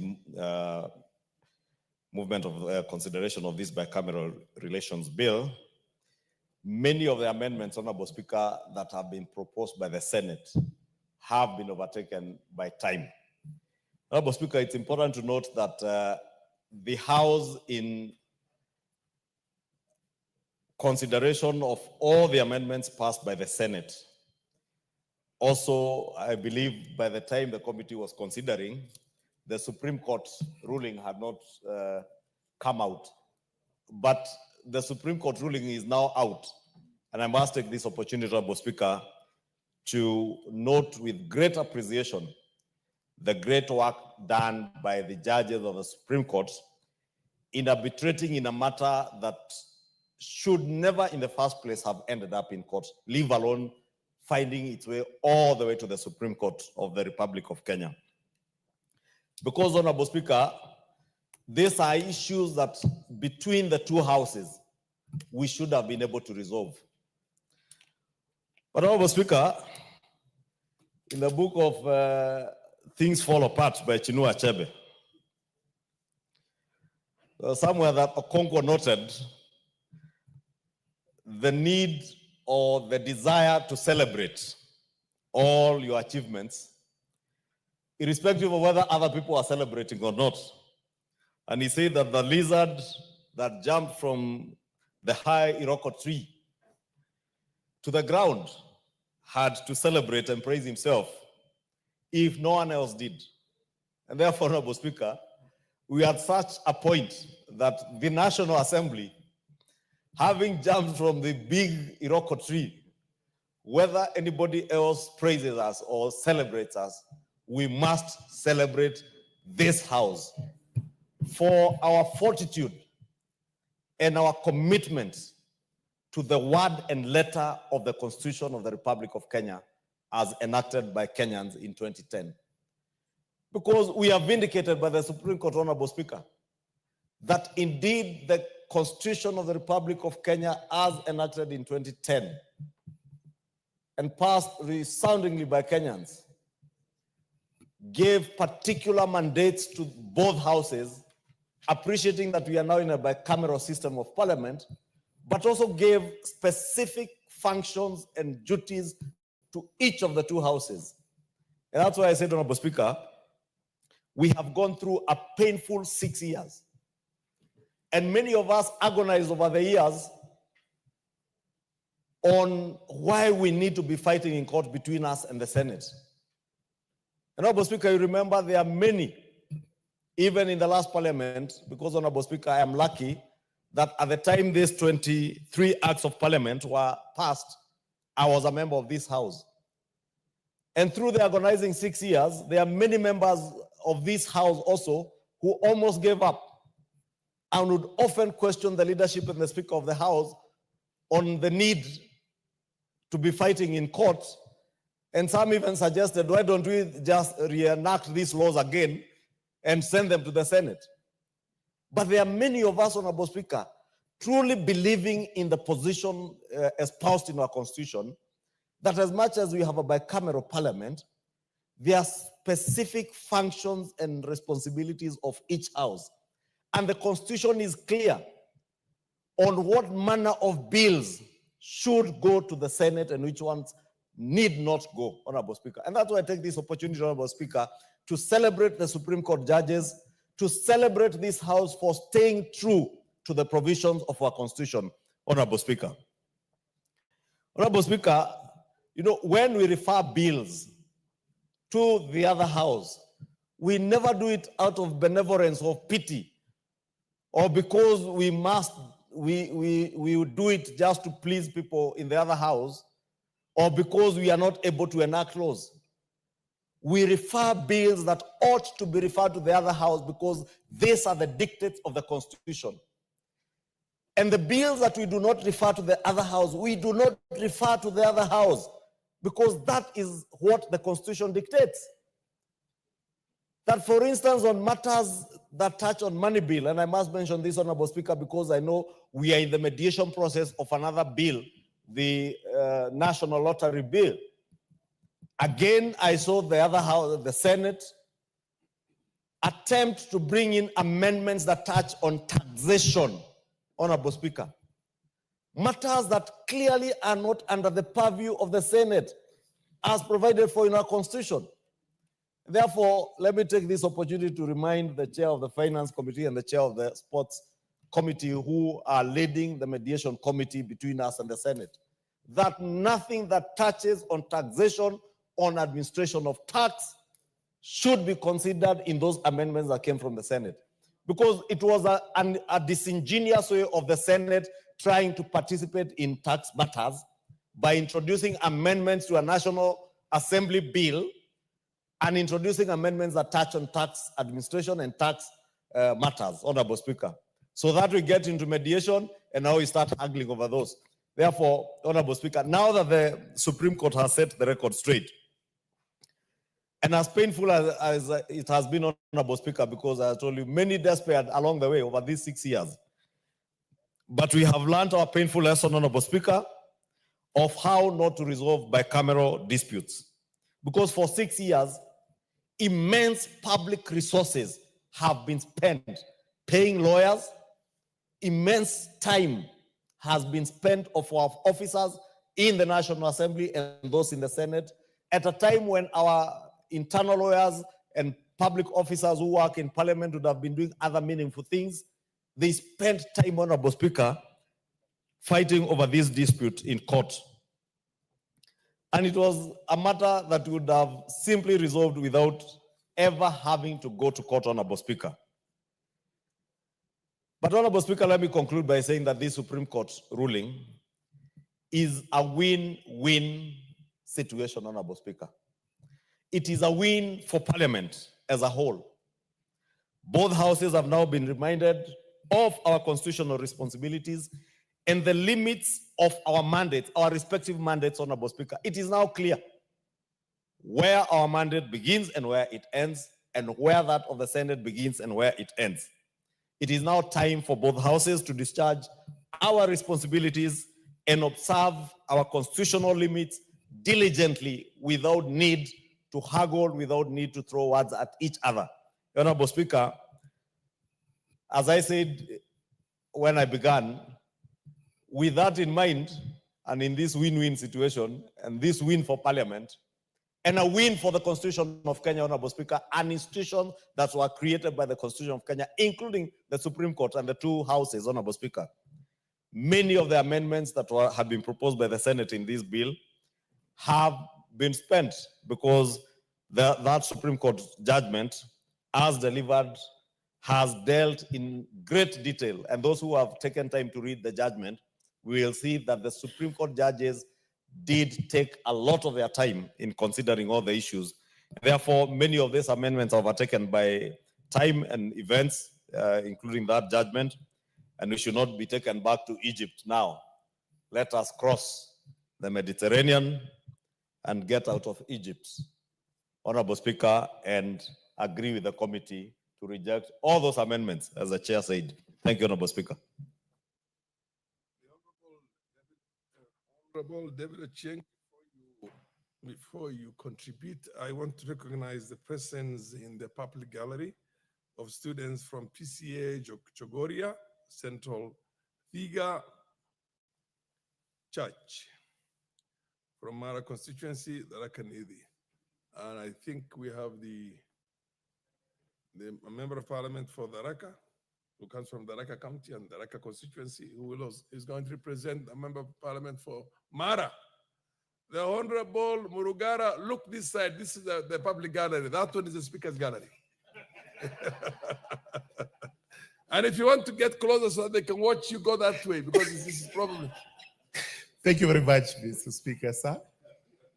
Mr. Speaker, thank you for giving me the chance to welcome this team from Mara constituency.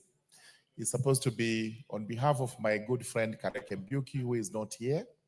They are very much welcome here into the house to observe the proceedings and also see what happens in this August House, where they have elected leaders to come and represent the interests of the various communities in the country. Those remarks, I sincerely welcome them to observe the proceedings. Yes. Proceed, Honorable. Thank you, Honorable Speaker. Let me also take this opportunity to welcome that group from Chogoria constituency in Tharaka Nithi County. Honorable Speaker, this, I hear the Honorable member for Buri saying it is PCA. I wanted to say these are very good people from Chogoria. As he says, it is a home of the second home of the Scottish missionaries who established the Presbyterian Church of East Africa when they first arrived in Kibwezi, before they moved on to the cooler areas of Kikuyu. The only other place they found that was as cool and as good as Kikuyu was Chogoria. And therefore, I want to take this opportunity to welcome these visitors to the house. And the people of Tharaka Nithi, or otherwise known as the Stronghold, are very good people. I was in Chogoria last week accompanying the president on the tour of the mountain. And the people of the Tharaka Nithi and Chogoria can tell you that indeed the mountain is intact.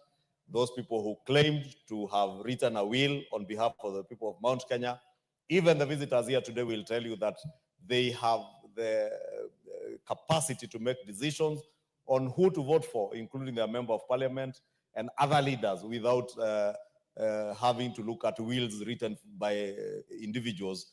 And indeed, when we went to Chogoria, the people of Chogoria told us last week that if anybody wants to do a will, you do a will for your wife, your two boys, and any other any others that you may have out there, but not for the people of Kenya, the people of Chogoria, or the people of Mount Kenya. Thank you, Honorable Speaker. The Honorable David Ochieng, the minority leader. Can I give a minority leader just before you, because you had caught the speaker's eye, but I'm sure you respect your own minority leader here. Floor for him. Thank you. Minority leader, proceed. Thank you, Mr. Speaker, and I want to thank Honorable Ochieng for ceding the time for me, Mr. Speaker. Mr. Speaker, Honorable Ochieng is a potential presidential candidate from my area. Mr. Speaker, yeah, we are looking at a team with good eyes. But I'm telling him he has to wait for some time, not long now, but he's almost there. Having said that, Mr. Speaker, I stand to oppose this motion, Mr. Speaker, because why do I say so, Mr. Speaker? Mr. Speaker, these issues that we are conversing this afternoon here, Speaker, are issues that have been long-standing. Mr. Speaker, from the year 2013, when we started having this bicameral parliament, Mr. Speaker, we have been having these issues. Mr. Speaker, I remember in that parliament, I was there, we were grappling with the idea whether to seek opinion from the Attorney General, to seek opinion from scholars on what is the mandate of the two different houses, Mr. Speaker. But now I'm very happy because the Supreme Court of Kenya has pronounced itself on this matter. Mr. Speaker, these matters have been very clear from the word go. Anybody who could read the Constitution could understand very well Article 94, 95, and 96 of the Constitution. And that's why, under the initiative of Honorable Chepkonga, we decided to initiate a bill as a House that can at least demarcate the functions of the two houses, Mr. Speaker. But apparently, the Senate, in their own wisdom of lack of it, decided to return the bill with outrageous amendments that just negates the whole purpose of the bill, Mr. Speaker. Mr. Speaker, I remember vividly one time when the senators moved to court dancing on the road, Mr. Speaker, and we were sitting here watching them on TV. They were literally dancing. You know, you were there, you were in the Senate that time, Honorable, the lady, Honorable from Marsabit, Naomi Wako, the Deputy Whip, says she was a member of that Senate. They took 24 bills that we passed in this House, danced on the road, Mr. Speaker, like people who have won an election or something, and went to court with the sole purpose and intention of demonizing and intimidating and making the House of National Assembly look bad, Mr. Speaker.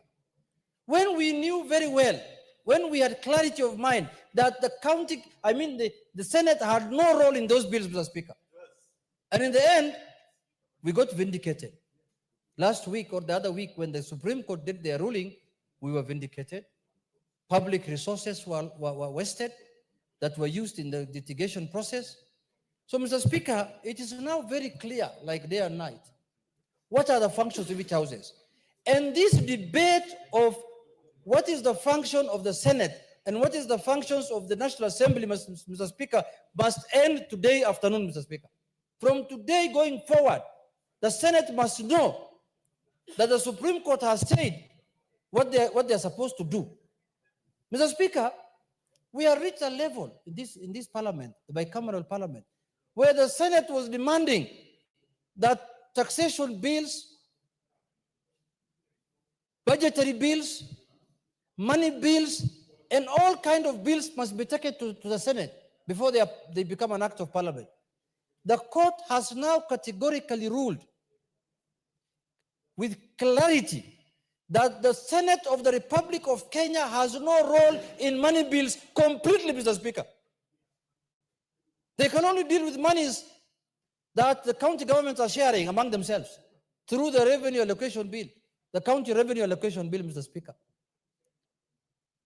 Mr. Speaker, anybody who understood or who read the Constitution properly knew very well that the Senate had no role at all in many bills. But they decided on their own volition to take the matter to court. First, they took it to the High Court, they lost it. They went to the Court of Appeal, they lost. They went to the Supreme Court now, and it finished the matter with finality. So, Mr. Speaker, counties are supposed to deal with matters concerning, Senate is supposed to deal with matters concerning counties. And the National Assembly is supposed to deal with issues that concern the national people, the constituencies, Mr. Speaker. So, Mr. Speaker, when the Constitution is very clear, and you have been told you are supposed to deal with matters concerning counties, why do you want to infringe on other people's work? If you feel the Senate has no much work to do, next election contest for a constituency. Come to the National Assembly and do that kind of work. Mr. Speaker, the oversighting of national organs, Mr. Speaker, is the mandate of the National Assembly. When I see Senate calling Kenya Pipeline, Senate calling national irrigation, what is this thing called? The Kenya Power. I just see, if today I was the minister of, or the CEO of that organization, I will not go up here before the Senate. You can send me as many summons as you want, because we have to adhere to the Constitution. The Constitution has demarcated the boundaries. Counties, Senate is supposed to deal matters concerning counties. And now we have a Supreme Court ruling. I don't know what they're going to do. Whether the Senate has the powers to annul the judgment of the Supreme Court, we will wait to see. Because it looks like the Senate now has powers to do anything. They can even annul a judgment, Mr. Speaker. Mr. Speaker, I know how our colleagues are feeling. I know that they are feeling that they are supposed to do everything the National Assembly is doing. But unfortunately, the Constitution is what guides us as a nation. If the Constitution does not allow you to do that, and why are they shying away from dealing with issues of counties, Mr. Speaker? Because we have 47 counties, and the main benefit the Kenyans got from the new Constitution, Mr. Speaker, is devolution. If I was a senator today, I will be preoccupied a lot with how to fortify and make revolution work, Mr. Speaker, because that is where the rubber meets the road. That is where Kenyans are supposed to be served, Mr. Speaker. But now it looks like it is more lucrative to deal with the national issues. You could see last year what was happening. Every small national issue that comes up that needs to be dealt with by the National Assembly was taken up by the Senate. Every national issue. And now making the National Assembly look like they don't know what they are doing. We have been waiting for the Supreme Court ruling. That's why we were quiet. Yeah, we were saying, let the Supreme Court rule. When the Supreme Court does their ruling, then we will know where our beacons are, how far we can go. Mr. Speaker, we must have clarity in this country, Mr. Speaker, because we cannot, very soon, even county assemblies will demand the work of the National Assembly or the work of the Senate. So if the senators want to do what they're supposed to do, then they should confine themselves to the work they have been given. Mr. Speaker, look at what they have done to this. Chepkonga and company, Mr. Speaker, went ahead to bring a bicameral bill, Mr. Speaker, so that it can help smooth running of the business of Parliament. What have I done? Because they thought they are going to get favorable judgments of the Supreme Court, they amended the whole thing in a manner that it becomes useless, Mr. Speaker. Mr. Speaker, me, I'm very happy today. And I am very happy because in my lifetime, before I leave this house, Mr. Speaker, we now know what is the function of the National Assembly and what is the function of the Senate, Mr. Speaker. Mr. Speaker, this is what the Supreme Court said. I want to read it verbatim. The exclusion of the Senate from participating in the enactment of money bills is not an anomaly, but deliberate as it aligns with established legislative practices in other asymmetrical bicameral systems. That's the Supreme Court talking, it's not me. Recognizing the critical role of financial legislation in ensuring the smooth functioning of the state and the effective delivery of public services, many constitutions prescribe a specific legislative procedure for money bills.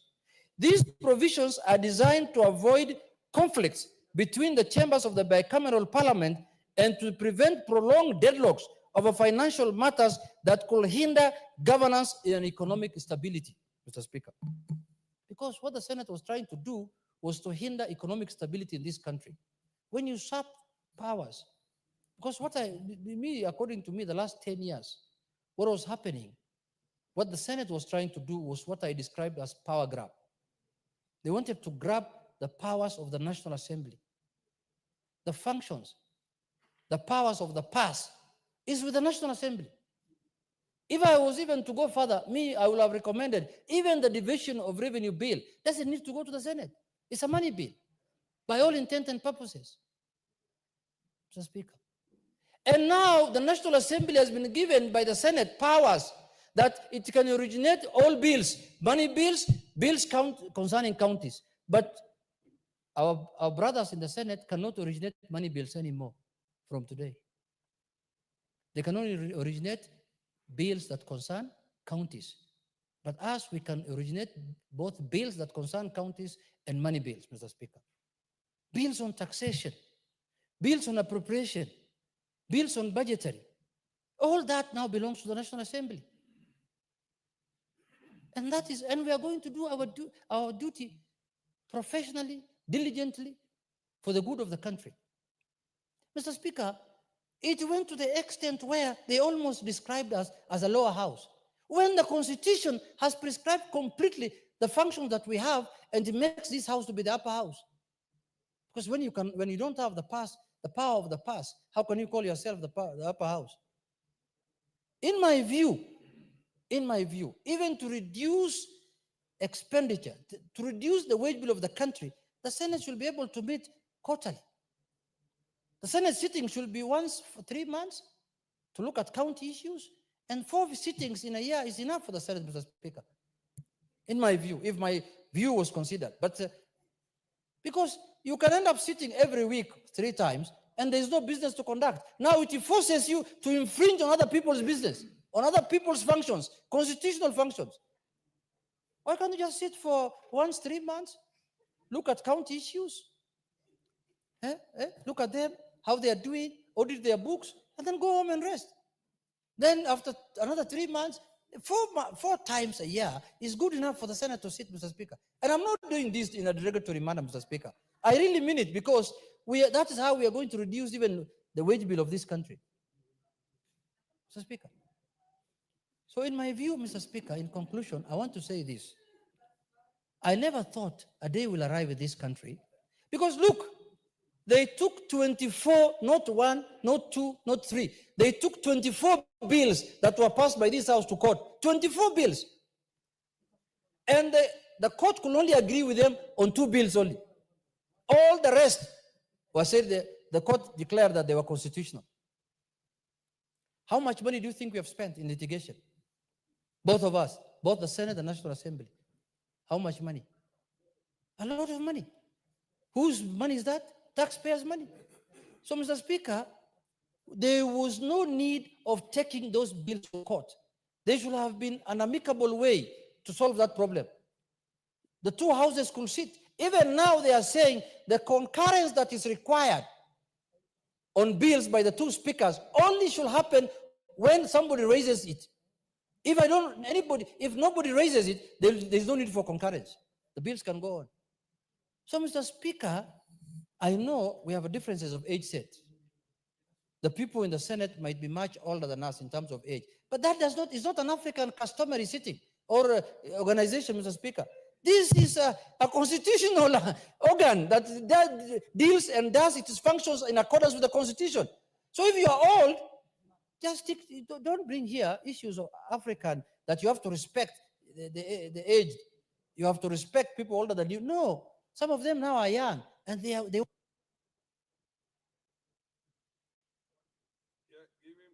Additional 2 minutes.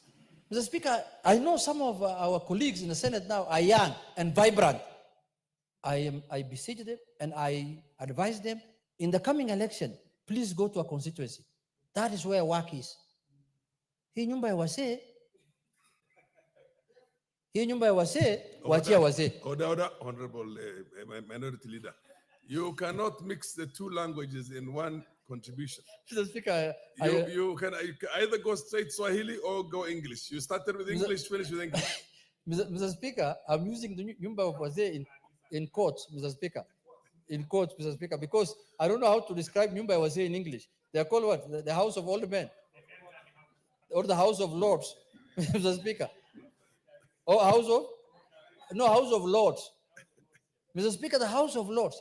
I know there is not much work there. The young people who are my age mates, our contemporaries, in the next election, either try to be a governor or a member of the National Assembly, so that you don't feel bad, or you don't feel misused, or you don't feel that your energy is not being utilized at your prime age, Mr. Speaker. Come to the National Assembly, where you will deal with budgetary, taxation, appropriation, and all kinds of matters that concern constituencies and the people of Kenya. And issues of national concern, not issues that concern counties only. And issues that can concern counties: burial permits, how to bury, the pets when they die, sewage issues, water issues. Those are the issues that are of concern, Mr. Speaker, to the counties. And let us stick to our lines, Mr. Speaker. With those few remarks, Mr. Speaker, I oppose this motion. Thank you very much. Honorable David Ochieng. I think this is the longest I've had to wait to speak. Mr. Speaker, I want to agree with the Honorable Junet, who is my friend, on all he has said. Mr. Speaker, the Senate amendments to the Houses of Parliament bill are all, in my opinion, in bad faith, and they must all be rejected. Mr. Speaker, I've said here, and I want to repeat, that in 236 years, the Senate in the US has never sued the House of Representatives, and vice versa. 236 years. And wherever even a citizen has gone to court to get this issue to fight, the courts have said no, not our province, not our jurisdiction. So, Mr. Speaker, I believe that the first sin in this case was by the High Court in 2013 to get into this arena of adjudicating what will come here and what will go to the Senate. It was wrong. And I'm happy that the Supreme Court now has set the record straight. Good practice, neatness, cordiality requires that the two houses should never have to sue each other. They should never have to take each other to court, because these are adults. This is the highest body of lawmaking in the country. Not just highest body, is the, in my opinion, the most powerful arm of government, because they can impeach a president. We just impeached a deputy. They cannot be showing bad manners of going to court against each other, Mr. Speaker. And therefore, I agree with the Supreme Court on what they have just decided on. Mr. Speaker, I believe also that there was a misunderstanding, in my opinion, when we started implementing devolution. Where some people gave themselves the job of, in quotes, protecting devolution. Some people gave themselves a job of, in quotes, protecting counties. Mr. Speaker, if you look at how much money counties spend on legal fees, how much money the Council of Governors spend on legal fees, how much this parliament has spent on legal fees, as in too much smoke, no heat, causing confusion, putting us in a situation where people think that we are fighting, and there's nothing to fight about, Mr. Speaker. So, as you go forward, Mr. Speaker, I want to request the Senate that today, as we speak, there's no county in this country 13 years later that has running water in every home. There's no county where there's running water in every home. There's no county in this country today where you'll go to a dispensary and you find that there's uniform service in every dispensary. There's none. There's no country today in this country where agriculture is run well. On the contrary, Mr. Speaker, we have allowed the county government to replicate the structure of national government, where there are people they call ministers, there are those they call PSS, there are those they call directors, and they come here crying that they have no money to spend. Why would a county government have structures like the one in national government? There is so much the Senate could make laws on. So much. The Speaker, when I hear Senate talk about our military, talk about our foreign relations, and there's so much that is not working in the counties. What the Senator had just said. You already have so much power, you're not using.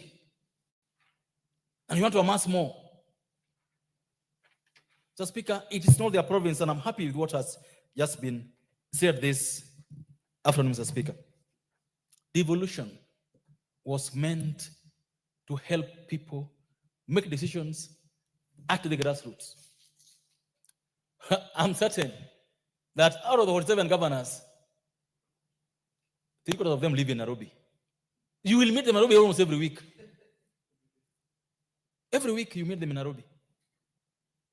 Either someone with the Senate or just here, mang around Nairobi. Mr. Speaker, in fact, I believe that this assembly must descend into that arena. We cannot close our eyes anymore, Mr. Speaker, and leave it to the Senate. It is this assembly that must now discipline how counties work. In fact, I want to request my leader and majority leader that those things that the Senate has been doing to us taking powers of the National Assembly, you must start doing going forward. Go and do work of the counties. Make sure that the Senate is doing its work, and if they're not doing their job, we'll start summoning governors. Let the governors come to our committee, JLAC, answer questions on legal affairs. If they cannot answer questions on how they use their monies, let PSC summon them. Because the Senate has refused to do its work. So, Mr. Speaker, the Supreme Court has done something that's very commendable. And we hope that this ends this cat and mouse drama. We hope that this ends these cat fights. Because, Mr. Speaker, as you may be aware, last month, we've just finished the process of unbundling the functions. How I wish the Senate was pushing today for costing of those functions and ensuring that money is going down following those functions. So, Speaker, we have a commission of 7 commissioners called CRA, whose only job is to work on a formula of distributing money between national government and governments. It's only job, and they are full-time commissioners. The Senate is just watching. The Speaker, the work of entrenching devolution in this country requires forethought, requires deep understanding of the work that is needed, requires sitting back and saying, I'm now a senator. What can I do to ensure that the county governments work well? Oh no. When teachers are being employed, senators want to get involved. When they're doing housing policy, they want to get involved. When they're sending police to Haiti, they want to get involved. There is so much to be done in the counties. Sports is almost dead. Our industries will be mounted, and this country will grow on the back of industrial development in the counties. Mr. Speaker, I want to request the Senate and my friend senators, you will do well in having a model law on health for the counties to follow. You will do well in having a model law on agriculture for the counties to follow. You will do well in having a proper sports law for the counties to emulate so that they are able to develop sports and work well with sports. You'll do well in having a proper law to guide ECD and early childhood learning. Mr. Speaker, they will do well in ensuring that the county governments they have today are planning well their counties. Mr. Speaker, the county governments require guidance. And whose role on who is the grandfather to ensure that this guidance is given is the Senate. I will request the Senate to reread the Constitution and get to know what are their functions. Can they, for a single moment, work on their functions so that the county governments are able to work well? Mr. Speaker, as I yield the floor, and request again the 2 speakers of our houses that please don't get distracted on the journey you've started of ensuring that you're not going to court again. Don't get distracted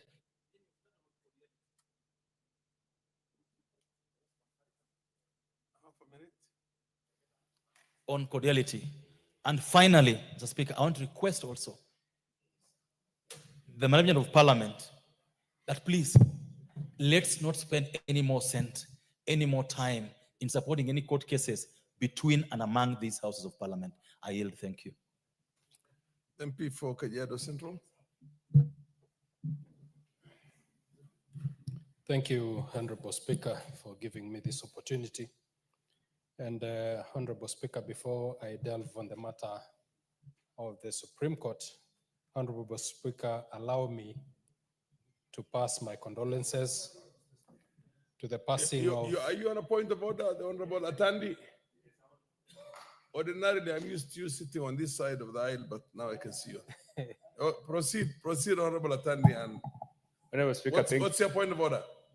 Honorable Speaker, I stand on a rise on standing order number 95. Yes. To say that I've read the mood of the House and seen that members are in agreement that we reject all the amendments from the Senate. Yes. Therefore, Honorable Speaker, I would like to suggest that we call the mover to reply. Yes. Thank you. Yes. Honorable Speaker. Order, honorable members, order. The Honorable Member of Parliament. Is it Mugirango West? Okay, fair enough. The Honorable Atandi, the chair has a responsibility to protect the minority in the House. I know the standing order. I also know another standing order that says allow people to say what they want to say. Honorable, proceed, Honorable Memusi. I'll give one or two more people and then members of parliament and then. Thank you very much, Honorable Speaker. As I was saying, allow me first of all to give my condolences to the family of the late Honorable Teya, who was the immediate outgoing women rep for Kajiado County. Honorable Speaker. Honorable, listen to Honorable Memusi. He is giving condolences on an old colleague who has since passed on. You should be quiet and listen. Thank you, Proceed. Honorable Speaker. And colleagues should really have some respect for their own. Honorable Speaker, allow me to give condolences to the family of the late Honorable Teya, who was the immediate outgoing women rep for Kajiado County. Honorable Speaker, I know a lot has been said about Honorable Teya.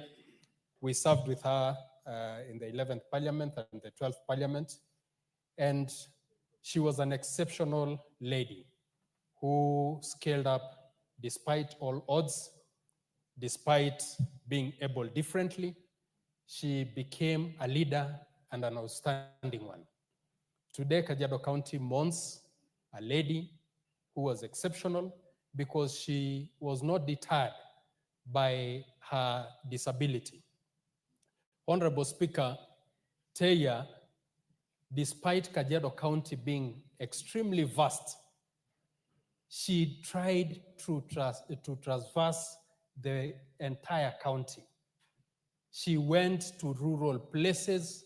I remember one meeting that really touched the hearts of women in my constituency, that she showed up despite the fact that it had rained heavily, and even some people who did not have any challenges, physical challenges, would not dare use the bad roads to reach the venue.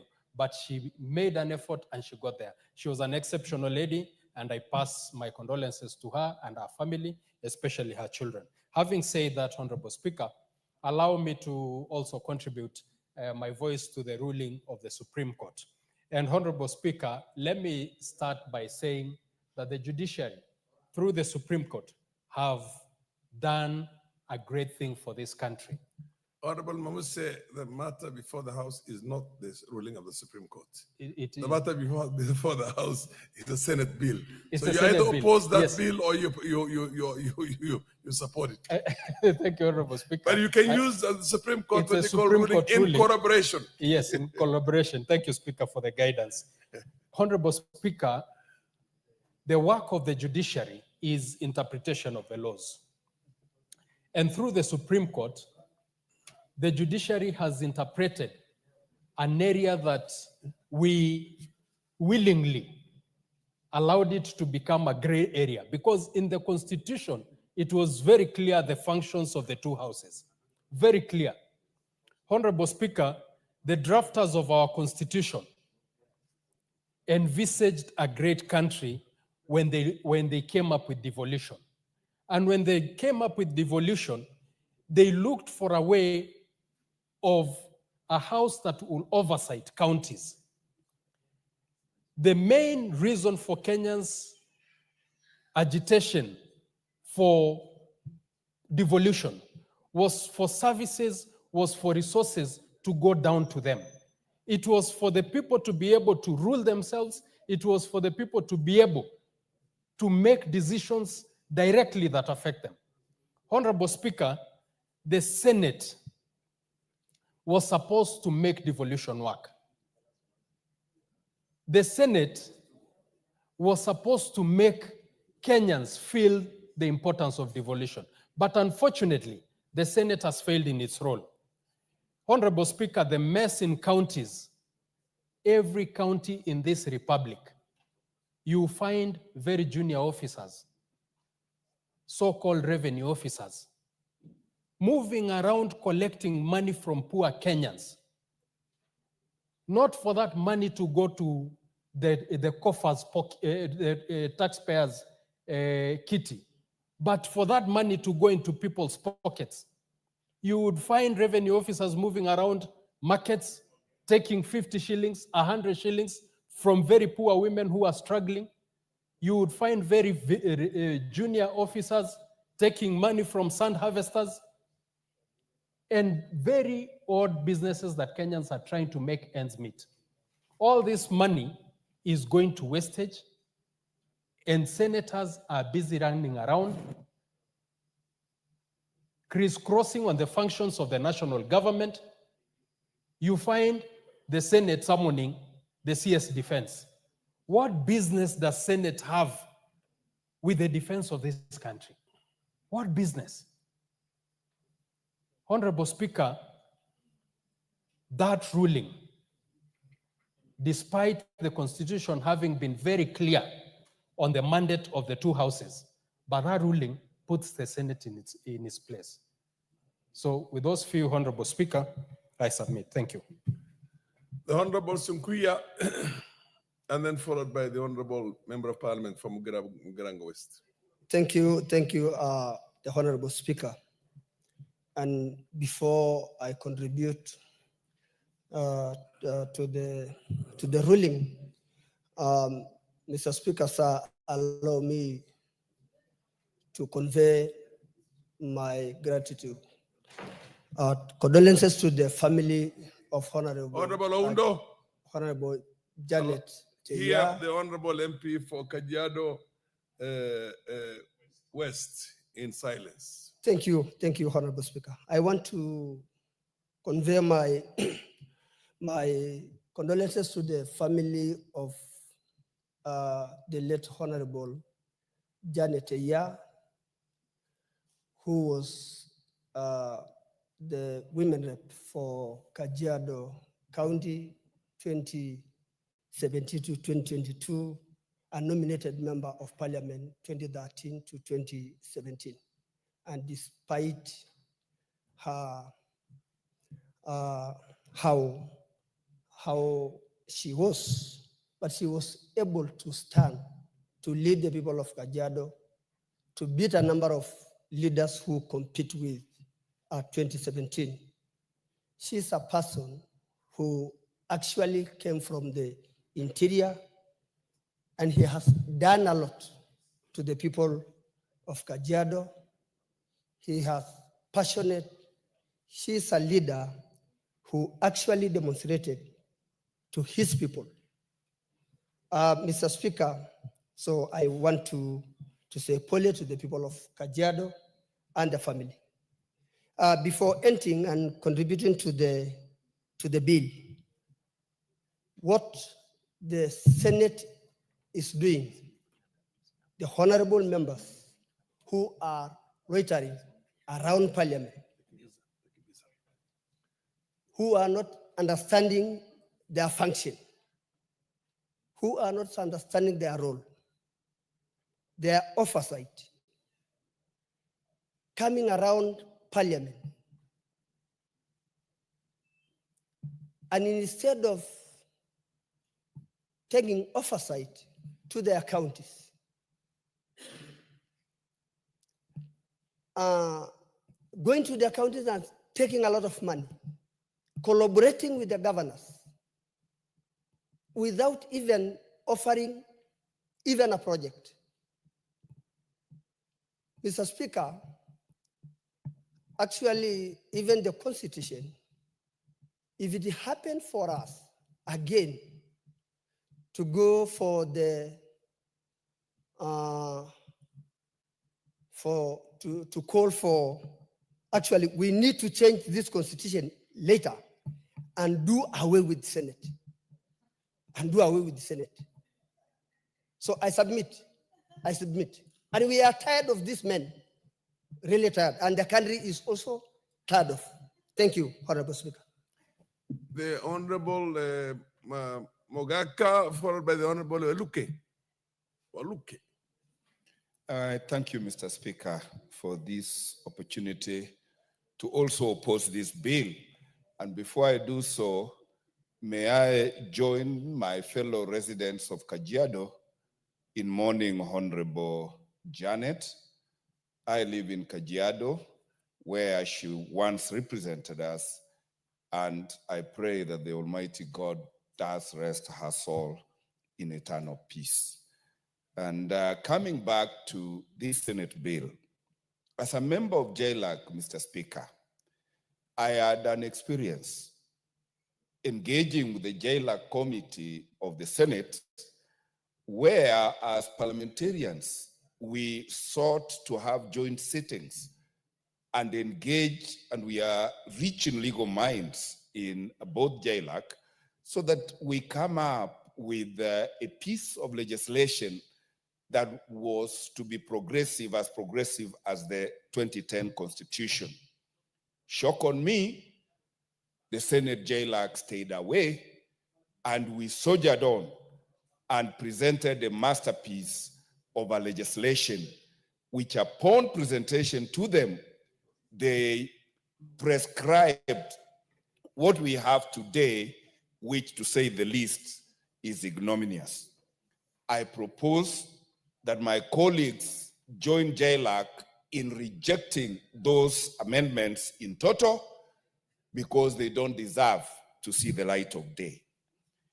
And in doing so, it is clear that Senate is trying to carve its way to waters that the Constitution of Kenya 2010 does not permit them to navigate into. And money matters are matters of the National Assembly and must be so protected.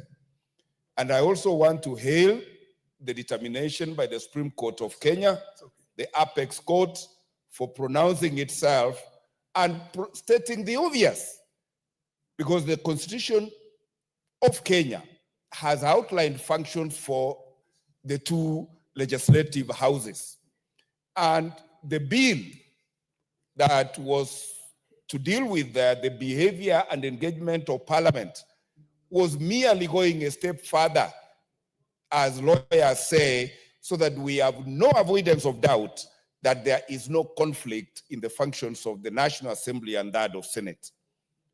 And I want to share with you, Mr. Speaker, I have never had an occasion again to share with any committee of Senate. I just tried to attend a Senate committee sitting this afternoon that had invited my county, Nyamira County. And believe you me, Senate is presiding over the strangulation of Nyamira County. And that is their core business. When you hear that there is a county in this Kenya with 2 county assemblies, when you hear that there is a county in this country with 2 speakers, when you hear that there is a county in this country, clear illegalities, and Senate is sitting there struggling to be given legislative authority over money matters, it is a shame. And this Senate, I want to agree with my brother from Kajiado West, that this Senate is not the kind of Senate that our Constitution contemplated. We contemplated a Senate that would be hands-on to have our health facilities function. We contemplated a Senate that would ensure that early childhood education is provided with infrastructure, is provided with teachers permanently paid and pensionable. We foresaw a Senate that would functionalize our agriculture sector so that we are food secure and become an exporting country. We contemplated a Senate that would stick to its lane, that would remunerate people who work for them. But we have a Senate where it is pilferage from January to January. It is pilferage every other day. Mr. Speaker, I am so disturbed that the Senate had the audacity to recommend that this motion be brought before us, that this bill be brought before us. Let us put it where it belongs. Let us assert our legislative authority. Let us keep the Senate to their turf. And with that, Mr. Speaker, I yield after vehemently opposing and calling out the management and dysfunction in Nyamira County to quickly come to an end, because I host the county. They are in my constituency. The theft is going on in my constituency. Let there be rule of law. I cannot stay in a constituency that has no lights when the county is collecting revenue but not paying bills to Kenya Power and Lighting. This shame must be brought to an end, and Governor Nyamira and other governors, please wake up. Senator Nyamira County and other senators, please functionalize our counties. We meant well for devolution. You have brought a shame to this republic. Keep off legislation on money matters. I yield. Thank you, Mr. Speaker. Honorable Waluke. Thank you very much, Honorable Speaker, for giving me a chance also to contribute on this. What's your point of order, Honorable Atandi? Honorable Speaker, I come back to you again, understanding order number 95, to plead that this matter has been extensively discussed, and we are in agreement that this amendment should be rejected. Therefore, Honorable Speaker, I would like to request that the mover be asked to reply. Fair enough. Under the circumstances, since there's a lot of persistence, and the chair is supposed to look at both sides. And now put the question that the mover be called upon to reply. How many have, as many of the opinion say aye? Aye. As many of contrary opinion say nay?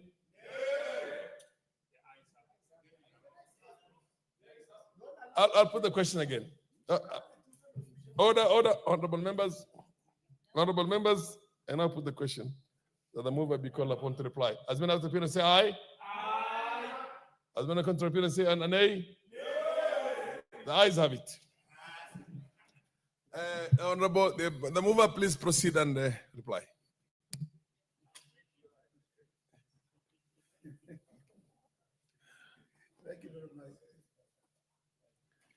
Thank you very much, Honorable Speaker. Honorable Speaker, sometimes our proceedings at times can be very interesting, like it is today. I wish to sincerely thank all the members, as the Honorable Atandi has just said, the chairman of our budget committee, that we have flogged the horse too much, and that we are all in agreement that indeed the amendments proposed by the Senate ought to be rejected.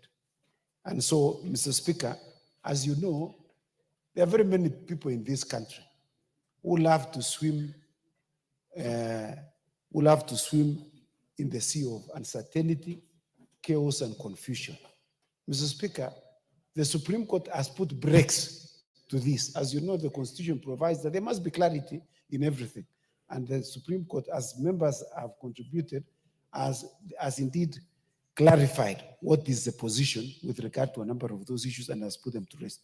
And with those many remarks, Mr. Speaker, I want to thank the members for supporting the rejection of this motion. And Mr. Speaker, I want to bring to the attention of members that when you call for the putting of the question, we are not going to say yes in this one. We are going to say no, so that we can reject the amendments from the Senate. And so with those many remarks, Mr. Speaker, I beg to reply. Honorable members, I now put the question.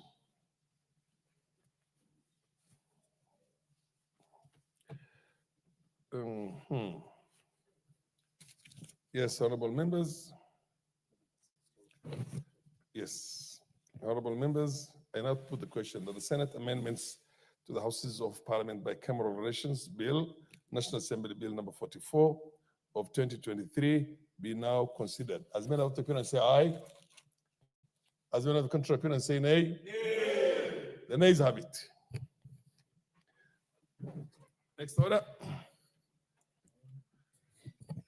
Honorable members, I have a small communication to make in view of the fact that this order number 12 has been rejected.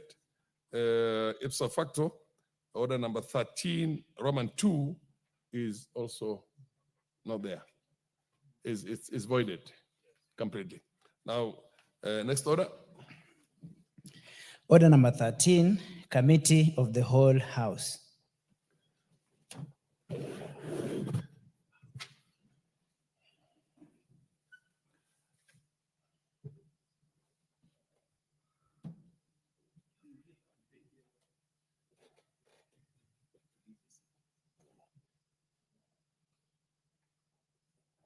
Okay.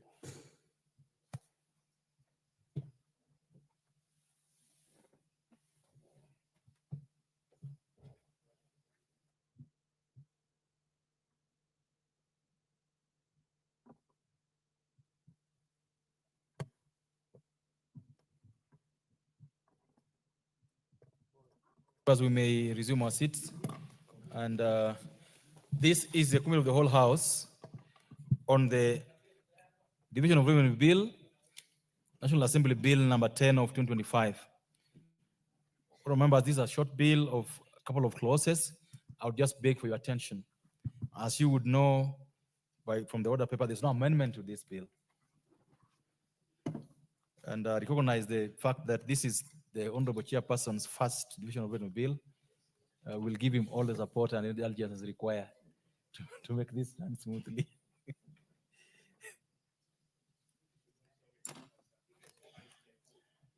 And recognize the Vice Chair, the Honorable Kosi Ofendebes, is also in the House.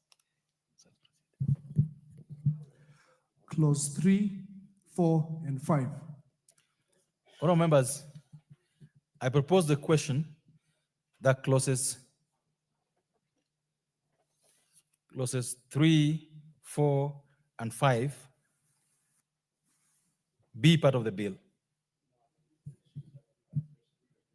And therefore now put the question that clauses 3, 4, and 5 be part of the bill. Will as many of the opinion say aye? Will as many of the opinion say nay? Ayes have it. Schedule. Members, I propose that the schedule to the bill be the schedule of the bill. I put the question that the schedule be the schedule of the bill. Will as many of the opinion say aye? Will as many of the opinion say nay? The ayes have it. Clause 2. Members, I propose the question that clause 2 be part of the bill. There being no amendment, I put the question that clause 2 be part of the bill.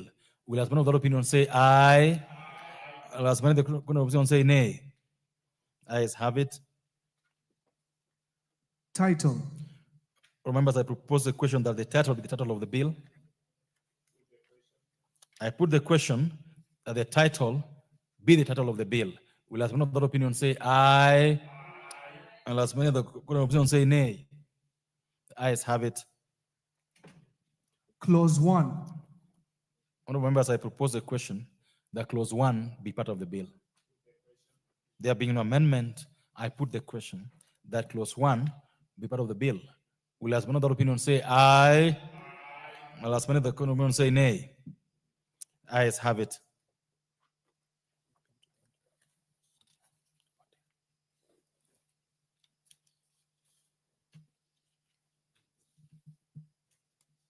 Members, I now call upon the move of this bill, the chairperson of the Budget Committee, to move for reporting.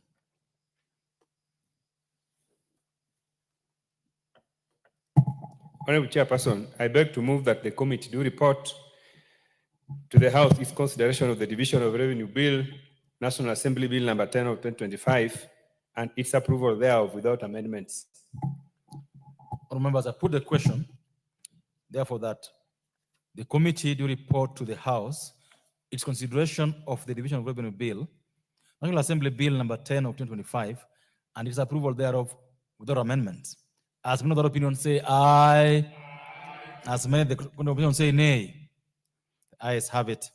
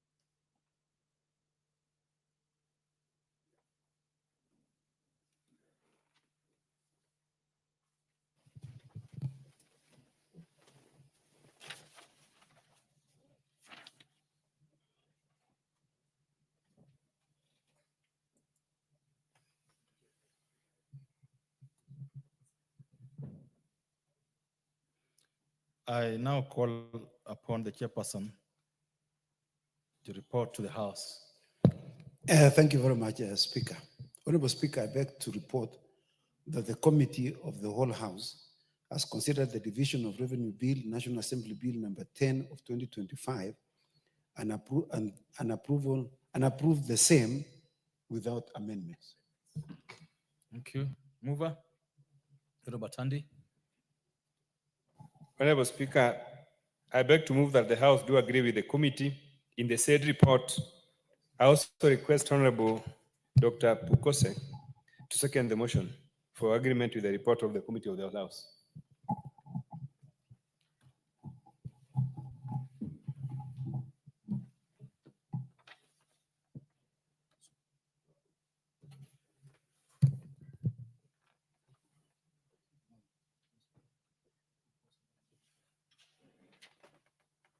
Honorable Pukose. Honorable Speaker, I second. Members, I therefore propose the question, which is that the House do agree with the committee in the said report.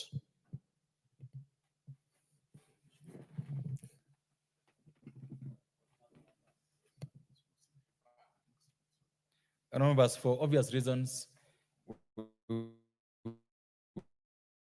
we will defer the putting of the question to the next time the House.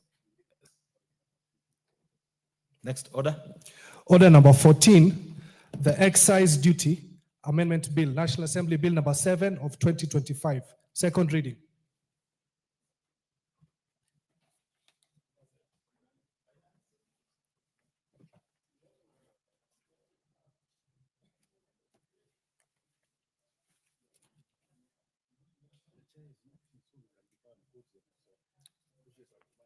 Members, we defer this to the next time the bill is the order paper. So members, we move to the next order. Is Honorable Wonder what's out of order? Speaker. Point of order. Speaker, this is a National Assembly that makes laws for the people of Kenya and for the prosperity of this country. Looking around the chamber, Honorable Speaker, I hardly see any members more than 5. So, Honorable Speaker, I want to draw to attention, there is no quorum in the House to transact business. Speaker, I want to draw your attention that there is no quorum in the House to transact business. Consider this National Assembly that transacts and makes laws for the interest of and the benefit of the people of Kenya. Thank you, Honorable Speaker. Other members have listened to the Honorable Member for Funyula and therefore order that the bell be rung, the quorum bell be rung for 10 minutes.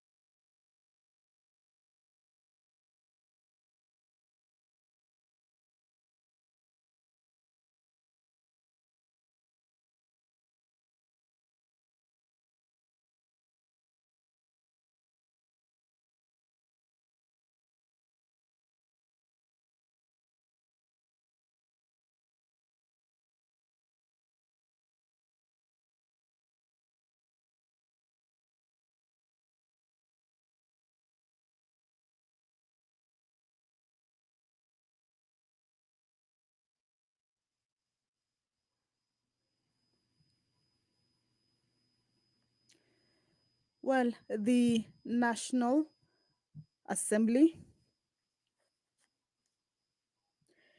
proceedings are on.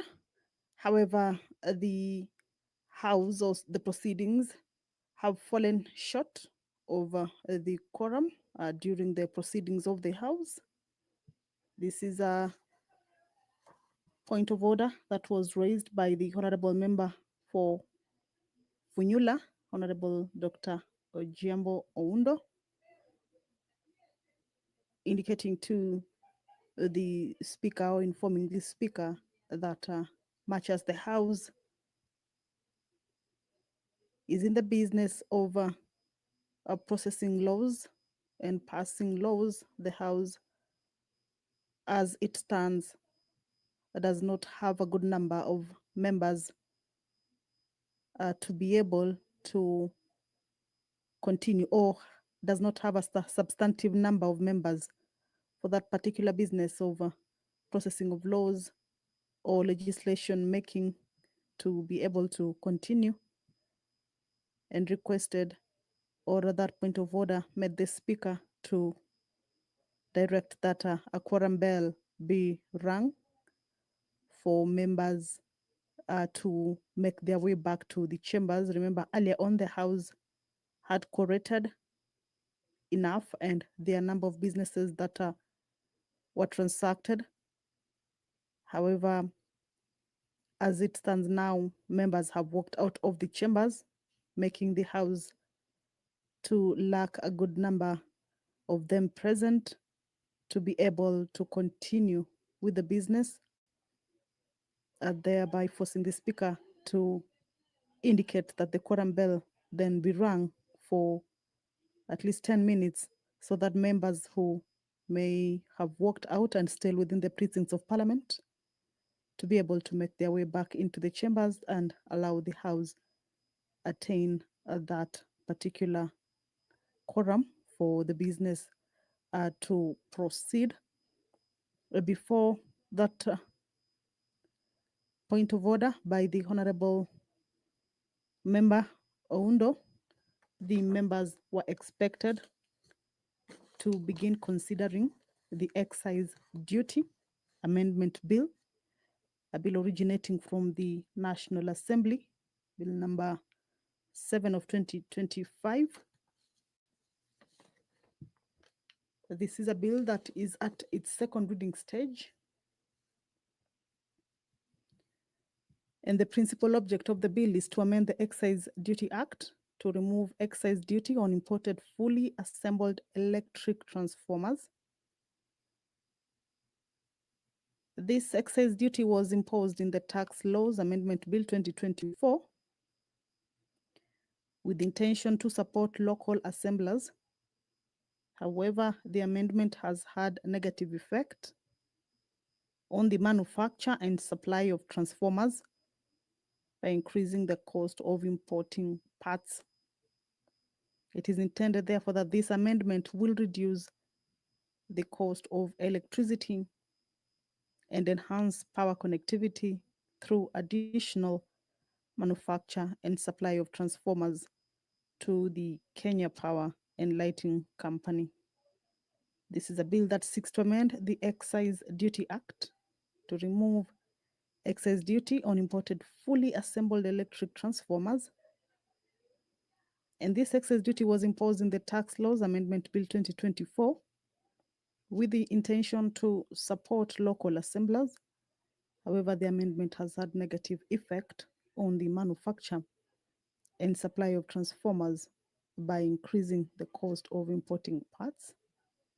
And it is intended that this particular amendment will therefore reduce the cost of electricity and enhance power connectivity through additional manufacture and supply of transformers to the Kenya Power and Lighting Company. This is a bill that is at its second reading stage. Members were about to begin debate. However, that process was interrupted after Honorable Oundo rose on a point of order to inform the House that the quorum of the House has been interrupted and that the House has not corrected as it should during the proceedings of the House. And therefore, that might require more members to make their way into the chambers, of course, to enable the House attain that required quorum.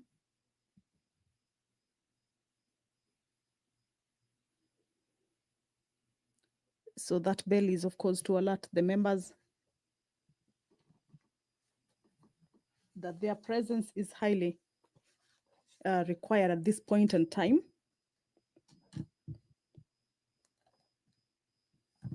While raising the point of order, the Honorable Undo indicated that the purpose of the House is to formulate laws and pass laws. And if the House does not have a substantive number for that to be, or for it to be regarded as having corrected, then that will not be in the interest of ensuring that the laws that are passed have been passed by a good number. And this is the quorum during the proceedings of the House is pursuant to provisions of Standing Order 35, that if at any time after the chair is taken, a member objects that there is not quorum present, the Speaker shall count the members in the House. If on the count a quorum does not appear to be present, the Speaker shall call for the division bell to be rung, or rather the quorum bell to be rung. In this regards, the quorum is the one that is lacking. And if the quorum is not present at the expiration of 10 minutes,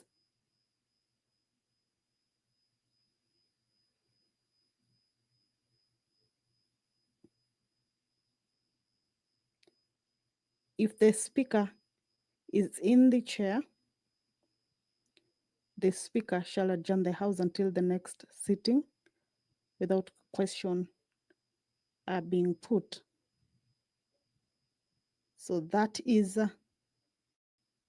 the inside of the National Assembly chambers. As you can see, the number of members has reduced compared to how it was initially, or when the House started its business or commenced its business. So that means that members have walked out. That bell is just to indicate to them that the proceedings of the House are still on. However, a quorum is lacking, or the House does not have a substantive number for the business to continue, and that their presence is at the chambers, as you can see. All right, allow me to hand you over to the proceedings and listen to this. All members, the time now being 5 minutes to 6 o'clock, this House stands adjourned until Wednesday, the 9th of April 2025 at 2:30 p.m. At 9:30 a.m., the 9th of April 2025.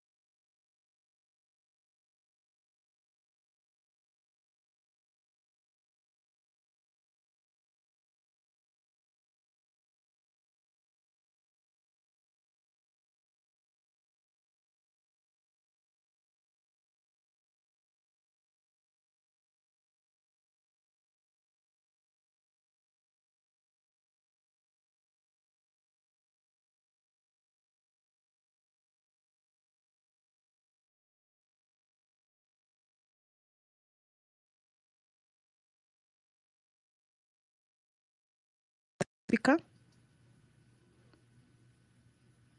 And after the Speaker makes his way into the chamber, if the House will have quorated, then the business will commence.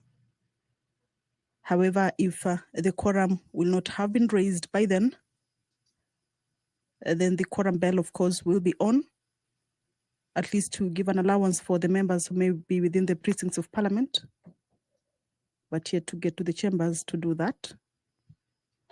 And as we wait for the Speaker to make his way into the chamber, we shall continue to take a look at the business lined up for consideration this afternoon.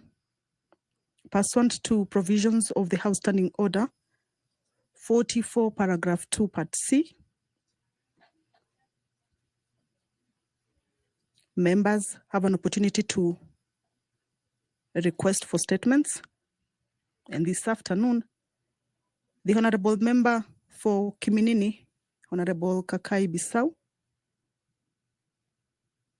will request for a statement from the Committee on Administration and Internal Security with regards to disappearance, subsequent death of Miss Lydia Tokeshi Bukhala.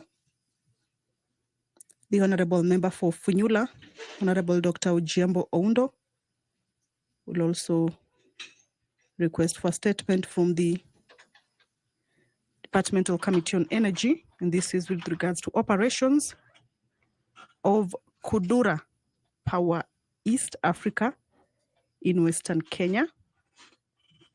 The member for Kajiado East, pursuant to the provisions, Honorable Kakuta Maimai, will also request for a statement from the Committee on Lands. This is with regards to alleged fraudulent and irregular transfer of public land. However, as we can see, that is the Speaker of the National Assembly, Honorable Dr. Moses Wetangula, making his way into the chambers. He will be presiding over this afternoon sitting. Allow me to hand you over to this live broadcast brought to you by PBU in partnership with KBC. Good afternoon. Mheshimiwa, tuombe. Ewe Mwenyezi Mungu ambaye kwa hekima na wema wako umetoa nyadhifa za viongozi na mabunge kwa ustawi wa jamii na utawala wa haki wa wanadamu. Tukusihi utazame kwa neema nyingi sisi watumishi wako ambao umeridhika kutuita ili tutekeleze shughuli muhimu za jamhuri yetu.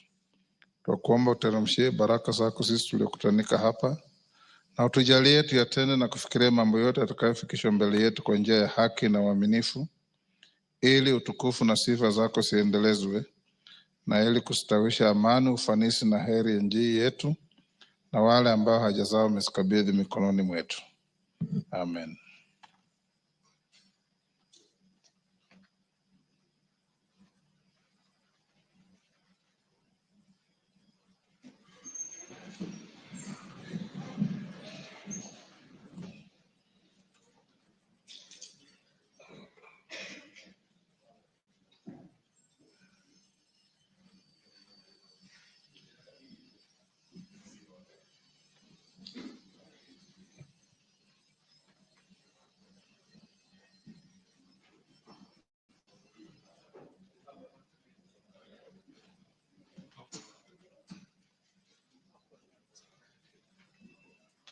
Sergeant, ring the quorum bell.